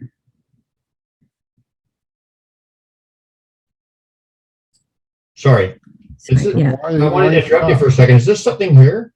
Oh. Yeah. So that's another structure. And I go there at the end of this. Look, it looks like an A. Yeah. Yeah. Yeah. It sure does. Big A there. Yep. And something that I see a lot in this forest is the structures that are built. Often they include thick pieces of bark, of like pine bark, really thick hunks of it, and they'll build a portion of a side like their shingles or something like that. So I turn around and I see, the ground has been scratched up a little bit. Interesting. And I just take note that it's just kind of scratched up, and I'm not looking carefully enough, but I come back to it. Okay. So just to have a good look at the earth, and in my head, I'm thinking, the Sasquatch are just scratching around. And then I see this scratched earth area right next to it. And I notice that there's 1, 2, 3, 4, 5 sticks shoved in the ground there. Can you see those? 2, 3, 4, 5. Yep. And then I go closer and notice that on the end, I think of the 3 of the 5 sticks, a fall leaf has been placed over top of the stick through a little hole. Right here. And I'm like, oh my gosh, these have leaves that have been placed around the sticks. That's just incredible. Here and here. And, yeah. And it's just mind blowing. So I'm having a moment of wow, this is so beautiful. And again, what are they teaching? What are they showing us? And then there's another one at the very end, another leaf at the very end. So I think 3 out of 5. 1, 2, 3. Yeah. Okay. Yeah. There's the 3rd. Okay. Like that just doesn't happen, right? No. And then I go back to the other scratched part of the ground, just like 10 feet from there that I just walked past. And I notice that that bigger scratch area has sticks on the end of those scratch lines, and they have leaves in the end. So this is the smaller little stick garden area. And then I go back to the bigger one. And we'll get there. Yeah, there's a little pile of sticks right next to it, like random, that I had walked around in. But it's got no leaves on the inside. Is that Right. Yeah, it's just been is that scratched like out. a hole or something? Or is that like It's just been cleared out. Yeah, it's right next to these little gardens. So those are the two smaller ones. There's a structure in the back. And then I turn around to the bigger garden. Oh, did we miss the bigger garden? Hold on. I haven't seen it yet, but Where did the bigger garden go? that was at the beginning, no? Was real. Maybe I go back. So yeah, this is the other structure again, showing their use. Look at the grasses on there. Did you see the clumps of grass and the bark? absolutely. This is a classic style of this one particular area. Yep. And it's again showing, I think the locals, the local Sasquatch, showing their interest, their styles, it's their maker's mark. It's just the materials that they like to use. I see a lot of bark on top of mine, just exactly like these. Nice. Very typical. Yeah. So do I go back? I think I do go back and I show you that the initial scratch garden maybe did make it into here. We may have to go back. Yeah, you've only got like 20 seconds left on this. Okay, so if you can go back, I'll just I'll explain. And when I make this public, you'll be able to see the whole video. But the original larger garden area with like the big scratch marks, if you can go back even more, a little bit more. So those are the two, that's a small one. And right before that, yeah, go back to maybe there, try there. A little. Oh, I see. Okay. Okay, right on the left. See right here? So pause it right there if you could, right here. Anywhere along here. Okay. Pause. Yeah, right there. So you see these scratch marks. So at the far left, just out of the picture, if you go back just a little tiny little bit, I eventually walk back to this end and I say, gosh, I'm going too quickly. How did I miss this? At the end of all of these lines in the earth, there's also, you pause it right there, you can see a few of them. There's also sticks placed in the lines, at the end of the lines. Right here? Yep. And there's leaves placed over those over those little sticks. Well, I'll go back a little bit, see if we can see it. It's absolute. So there's two little gardens. It's like they cleared the land. They made little Going the wrong way. like seed furrows or whatever. You can see some of the leaves. There's a red leaf and a green leaf right there. And it's like right there that you can see. Yeah. Yeah. So they've placed these little sticks and again with more leaves. So it just blew my mind. Wow. This is a first in the Sasquatch world where they did this. Remember what I was saying about the wreaths? Yes. And I remember a time when they have the ground sticks. Now everybody knows what a ground stick is, but that was the new, and the wreaths kind of circles. But this is the first time ever in the history of Sasquatch stuff that they're imitation planting. Right. They're obviously imitating what humans do, where they scratch the soil and then they put up these little things got tomato on it, Exactly. It's mind blowing. And in the fall, right? Like in a time where you don't normally plant things, but they're showing us anyway and doing it anyway. It's just a beautiful thing. So I've actually gone back to that area, and since then, all the leaves have fallen, and you can't really see evidence of these anymore. But I'm so grateful that I was there on that day to capture this. A day or two later, it may have been too late. Is that one of your regular places that you go? I can go there fairly easily after a day of work. It's about a 20-minute drive or so. So I can go there, and it's about a half an hour walk in. So I could visit there and still come home and make have dinner and make dinner I was just trying to within figure a out work if day. they did this especially for you, because like you said, in a week or so, all the leaves are going to get blown in. You'll never see it. Right. But you were there, and there was almost no leaves on the scratch ground, and It's like it had just happened, right? Like It's it like it had just happened. Yeah. for you. Yeah, I for suspect us, it I means think. too, For yeah. us, for Yeah. us, They do For a lot of us. stuff they just did it for for the us. pork and bean show. Right. Well, I think they give to us, they share with us, they teach us, and we are meant to share and collaborate. It's a gift to all of us. We just need to communicate their lessons through, Yeah, right? Beans made a very good point. They definitely do a lot of stuff just for us, just for the individual that they want to show it to. So here's our last video coming up. And this one looks pretty cool. So I've actually made 3 videos on these rock cairns. And just a little backstory, this is in the same valley as the Reed Wigwam. And I can only get here on my bicycle because it's a huge walk on either end to get to here. And I was biking along this trail and I saw this little tiny trail off the main trail. So I took my bike in there and I came upon these incredible rock cairns. And it blew my mind just in studying their construction, them being so big and elaborate, and like they belong in a museum. And when I was studying these, a cyclist came through, like a real heavy duty cyclist. He had all the gear on and his bike, and he'd stopped a little ways from me. And I went up and I asked him, "Hey, have these rock cairns always been here?"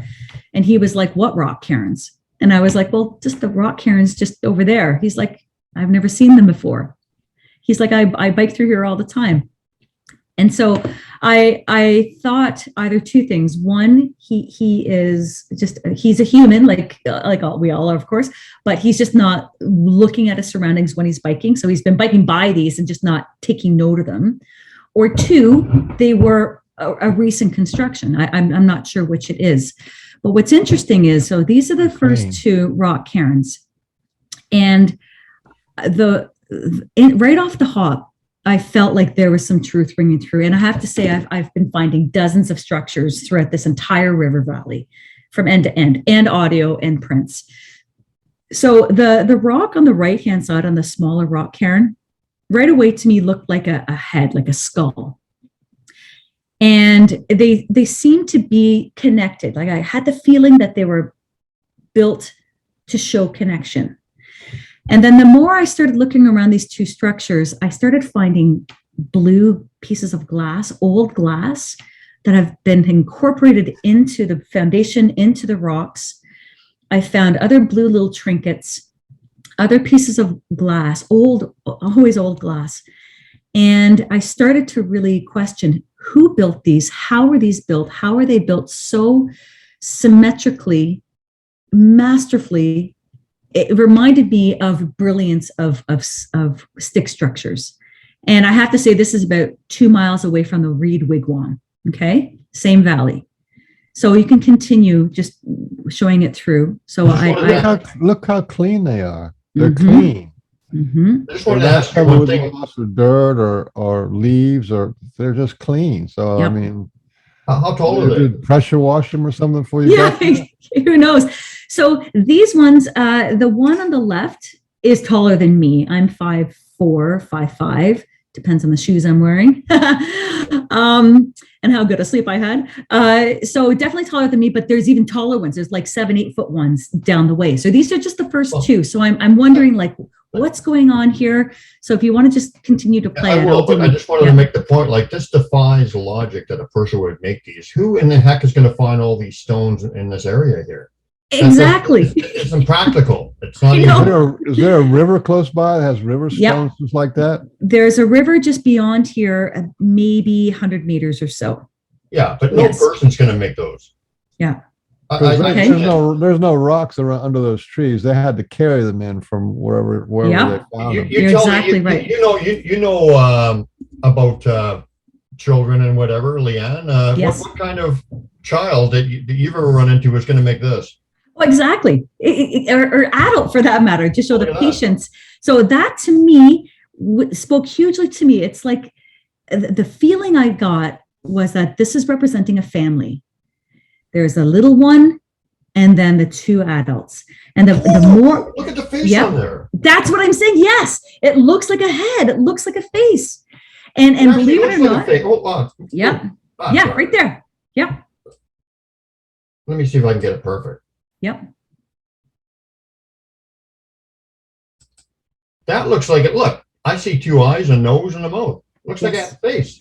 Yep. And if you just pause it right there for just a second, I came back the next day, Brian, and because I barely slept this night, I was thinking about these all night. And when I came back the next day, that head rock had been changed 45 degrees. So it was now on its side. And it's like they knew I was thinking about and obsessing about these. And I came back the next day and they had done one small little change that I picked up on, that I saw, that I documented, and it's in my second and third video on this series. They're in your head. They can feel you while you're doing it. Wow. Yep. Okay. Just remarkable. I mean, I see faces and rocks and trees and whatever all the time, but I mean, that look, doesn't that look like a face? Yep.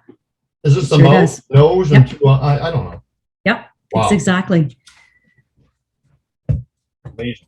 Okay, so I'm just poking around. There's nettles all around here and my legs were getting all bit up. But take a look at the beautiful curves of these. Like, wow. They're works of art. There is no chance that was made by a person. No. That's some amazing stonework. Have you ever stacked stones like that? I tried to build some walls in Ireland, and it is really hard to stack stones. You have to get the right. There's a blue thing in there. Yep. Yeah, exactly, Michael. I hear you. And yet there's so many blue pieces of glass shoved in here. And that's just the beginning. I found a whole bunch.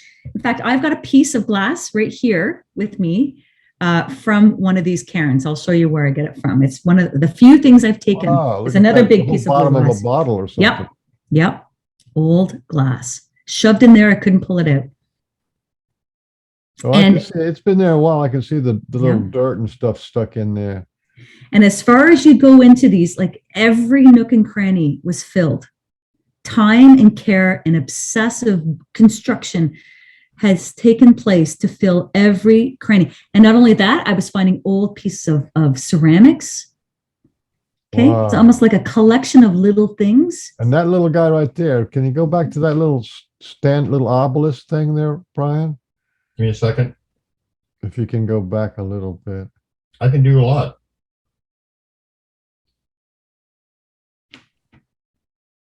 Wait a minute. Where's that little obelisk guy? There's only a couple of frames. Okay, it's just after this. Then I'll pause it. Yeah. I think that's significant too. I don't know. It is significant. There he is right there. Yeah, absolutely. That little guy that looks like a little head too. And the stone is definitely look like it's stuck in the ground. It's not just laying there. It kind of gets fuzzy when you pause at some points, but yeah, I agree. I noticed that too. Oh, there's some more? Yes. So this is just the beginning. So I then find these over here, and the first one has been knocked over. It's been damaged. What is miraculous is I came back the next day with my daughter, and this was rebuilt overnight, completely rebuilt. Every stone on the ground had been rebuilt. It's like they knew I was obsessing about this all night. And then this rock cairn. Another first here on 14 Beans. There you go. SASQUATCH world has never seen this before. Right, it's true. Yeah, blue. I keep finding this blue, and more pottery or more ancient old ceramics just collected. Now take a look at this cairn. This one is built on an old log, and I walk around the side and I show that part of the cairn's on the ground and part of the cairn's built against the wood. Like, who would go to that much trouble and build it up against a log? No, well, you don't even have to mention that. I mean, it's just obvious it's not made by people. I mean, who would, Right. How many are all together? There's like 6 1, or 2, 7. 3, 4, 5, 6. And I find this old piece of glass. Yep.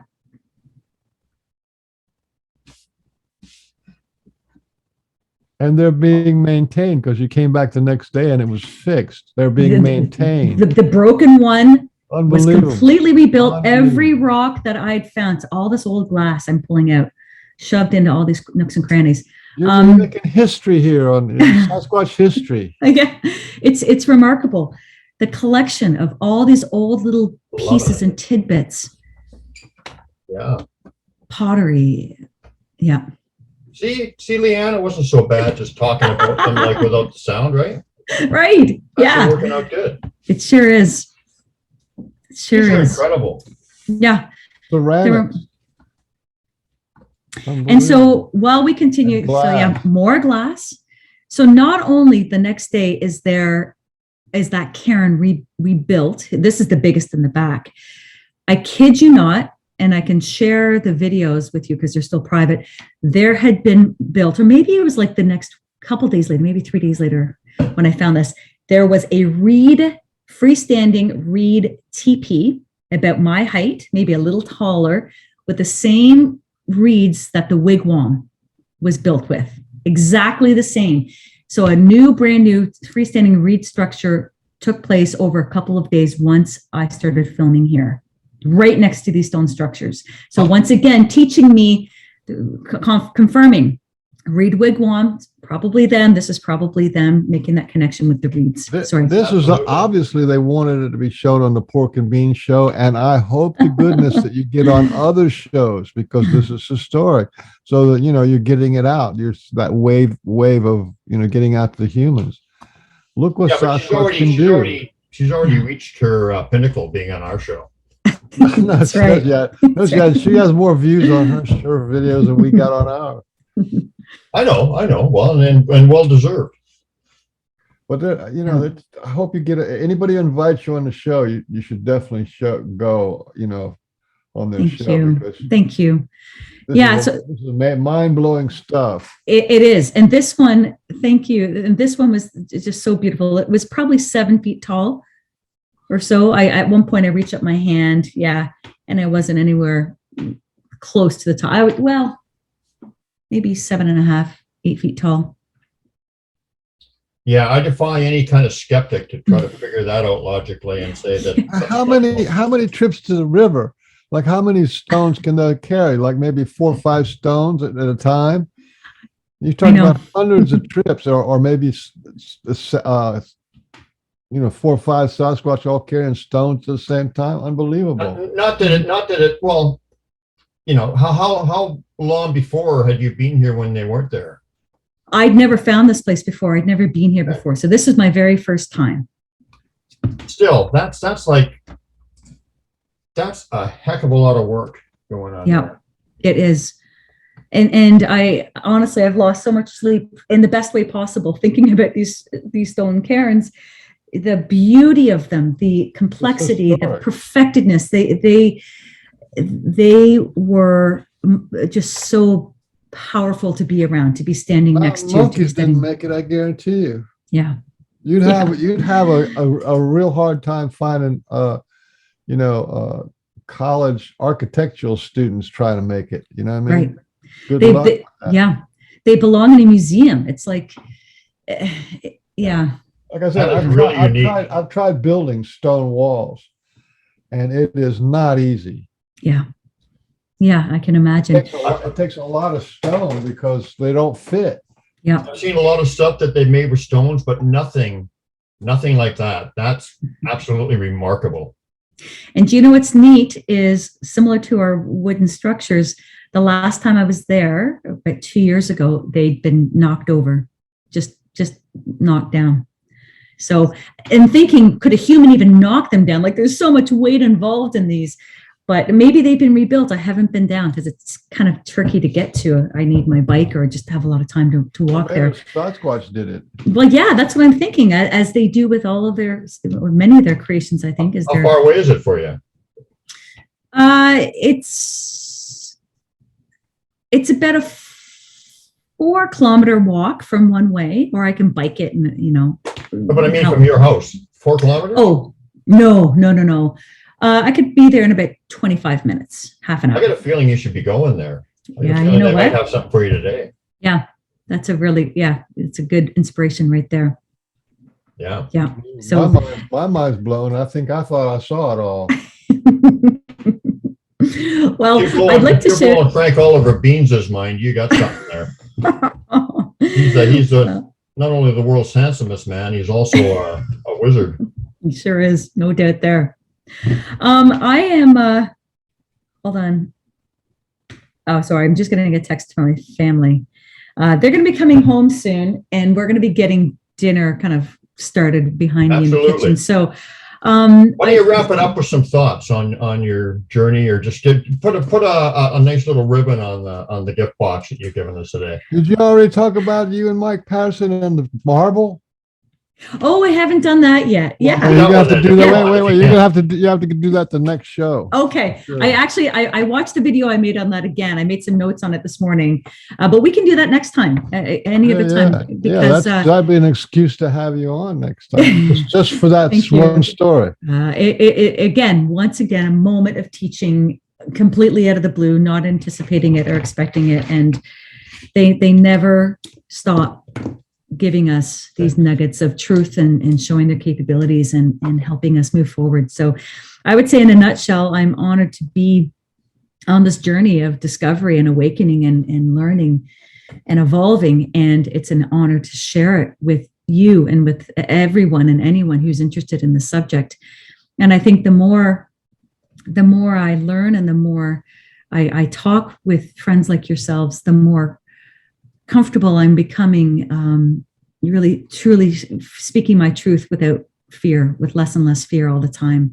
Yeah. And that's very, I'm grateful for that. It gives me greater courage and strength, and I'm grateful to feel the connection with you both and with everybody in the subject who's, moving along on this path of discovery and evolution.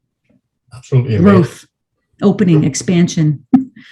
Why don't you let me know how can I add your channel to my recommended channels or favorites on my page, and you can maybe do the same for me. Yeah, so I'll do that. 10 times more subscribers than I do. I'm actually going to be the winner in this. Yeah, no, I know how to do that. Absolutely. And so what I'll do is I'll switch that up. After this, I'll add you to my YouTube channel, and then I'll just send you a little note on how to do it. There's a couple, you've got to go into your manage videos or manage page, and then you just choose some options to link other people up. So yeah, I'd love that. Yeah, absolutely. Because I want to promote you on my channel too, but Thank you. It was both ways.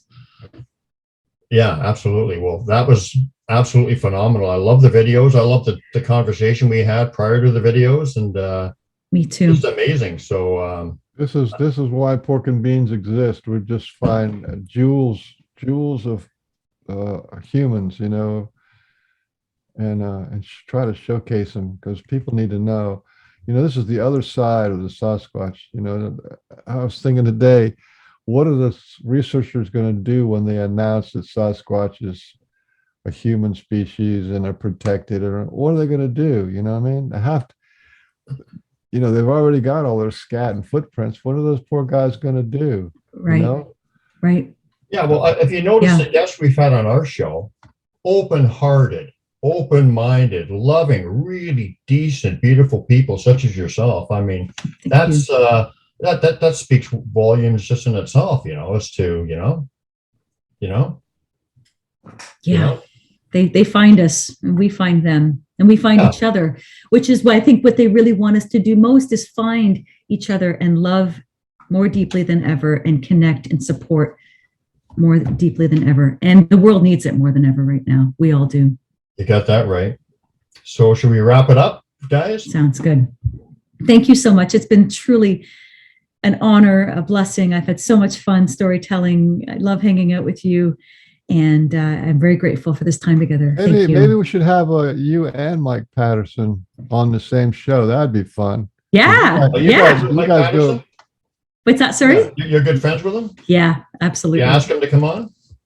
Sure, I'd love to. And I actually have a really neat Mike Patterson story of one time when he and I were out looking for structures in near the 7 structures, actually. And I think we experienced, he remembers it a bit differently, but I think we experienced almost like a blending of universes where things just kind of disappeared and then reappeared. And so it's a really cool moment that we had. It was a different experience for him, and it was a different experience for me, which is what makes it so unique, because we were literally like right next to each other. And it's something I still to this day cannot wrap my head around, except the possibility that there was a blending of like an overlay of universes at the same time. I think that's entirely an option that should be on the table for everything. Yeah. There's always a possibility that they come into your world and you don't even know it. Like this thing when people talk about, oh, I was in the woods and all of a sudden everything went quiet. To me, that means that the Sasquatch walked right up behind them and they are actually in another world. They don't hear the noise of the birds or anything anymore. And then when Sasquatch goes away, the sound comes back. Right. That's the blending of the worlds. And I think that happens more frequently than we even take notice of. I think it's possible we are walking in and out and through all the time and not even noticing the subtle changes or differences, or big changes or differences. I think so. It's a learning curve for us. Breathe. I can't breathe. I know. I'm sorry you're wearing that. Yeah. I can't. I still have, sorry. I can't breathe. It can't be good for me. I can't breathe properly. I still don't have the filters. I think I can just change my lip color. I was thinking maybe going bright red. What do you think? Yeah. Yeah, no, not quite. I'm getting rid of that. Yeah, I'm getting rid of that. Okay, so you talked to Mike Patterson. All right. And there you go. I've seen the red lips. So there's a Kink song in there. Well, red lips. Yeah, sure there is. Yeah. One of my favorite bands. But and we'll talk about Gordon Lightfoot maybe next time. Yes, if you can read my mind. Yes. If you could read my mind. Yippers. What a tale I thought could tell. Just like an old-time movie. How it goes from a wishing well. In a castle dark and a fortress strong, with chains upon my feet. Oh, no, that ghost is me. Yeah. Oh, wow. Yep. It's one of my favorite songs. I play it on guitar. Yep. All righty. Beautiful. So you hook Mike Patterson up with us. Yeah, I'll reach out to him for sure. We will have you guys back, and we'll continue this wonderful conversation. So what's for dinner tonight? Well, yeah, my family just texted me from the food store asking me what I want to get for dinner, and I missed them. So I think they're coming home with something other than leftovers. We've been enjoying leftovers for many days now, which is a great thing. But all right. I don't know. They'll surprise me, but they're on the way home. Okay. Yippers. And we're not invited, Bean. So next time, for sure. Thank you for this time together. I've loved it very much. On behalf of Port Cunningham and Frick Oliver Beans, the world's handsomest man, this has been the Pork and Bean Show. Thank you, Leeann Carnegie. Thank you. Your name has changed back again for some reason. Oh, goodness. Okay. I'll put my hand over it. Yeah. That won't work. Anyway, thank you so much for coming on, and we'll talk to you again. And thank you, everybody, for watching and supporting our show. We love you all and appreciate you. And if anybody wants to come on the Pork and Bean Show, get in touch with Brian. And, because he's the one that sets it up. Yeah, you can get a hold of me at all small case, pork and beans show @gmail.com, even though I never check that email. I'll have to start checking. Sounds good. See you guys. All right. Much love to you both. All the best to you. Thank you so much for this time together. I wanted to have you on the show. Sorry I was late. My pleasure. I'm glad. Bye-bye. Every bit of it was wonderful. Thank you so much. Take care. Now this is exactly what I'm talking about. I was just here, was it yesterday or the day before, and I just actually talked to some people who were here yesterday. They didn't see this either. What were we just talking about, or what was I just talking about on the Pork and Bean Show today? Structures with string. And there we have it. String everywhere on this. some of it is serving absolutely no purpose. But, you know, this is a trail where just people walking, whatever, and, you know, needless to say, I don't see anybody just stopping and making this just for something to do. It doesn't serve any purpose. And the fact that I was just talking with Leeann Carnegie on the Pork and Bean show about structures with string and that they use string does not escape me. The coincidence doesn't escape me. But you can see there's string there, and the string there, and there's string over here, and some of it is serving absolutely no purpose. And this thing doesn't serve any purpose that I can see. And also, other than my tracks, and this is interesting too, more string there. This is really, really revealing too. As we know, Sasquatch do not have to leave tracks. Humans do. There's no tracks here other than the ones that I just made coming in. And the snow's been here for, I don't know, a good week. And this has not been here for a good week. Yeah. Yeah, even bark placed there, typical. Very typical. Go over here.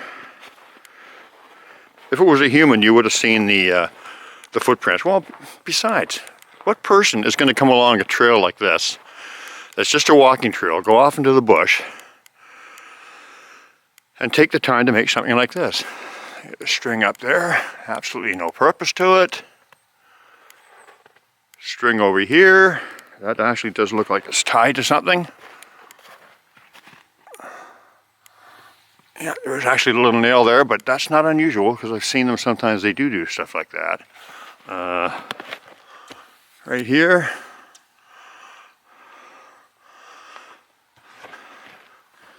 Yeah, that does not escape me in any way. The fact that we were just talking about structures and string, and look what I find. Yeah, and it was not, no way. I walk this trail all the time. That was not here even 2 days ago. So, phenomenal. See, that's the thing. That's the secret and the magic, or not the secret, but that's the magic and the way the Sasquatch operate is that if you start talking about something, so many times they're going to show you exactly what you're talking about, or you know, just hammer the point home even more. And what a classic example of this. What a classic example. Yeah, I come to this stump all the time. As a matter of fact, this stump is kind of special because they gifted me a foot rock right on top of this stump. And I remember when I picked it up, I was thinking, well, you know, I'm pretty sure that they left me this because it's a foot shape and blah, blah, blah. And I got a real loud, clear wood knock confirmation. So, you know, they quite often do things in the same areas where they're interacting with you or in exactly the same place. So yeah, this is phenomenal. Just phenomenal. Yeah, just talking about it, and here we go. Thank you guys. Thank you for the continuing lessons. It just, I'm so grateful. So much gratitude. Happy trails to you until we meet again.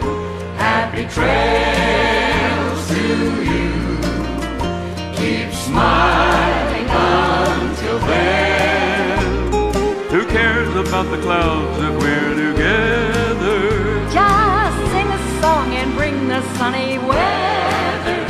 Happy trails to you till we meet again.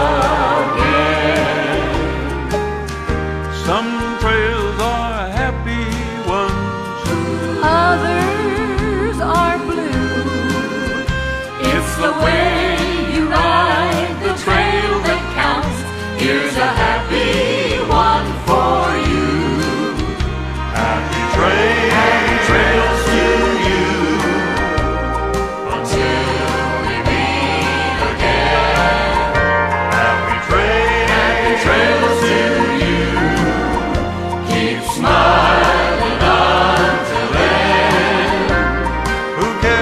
about the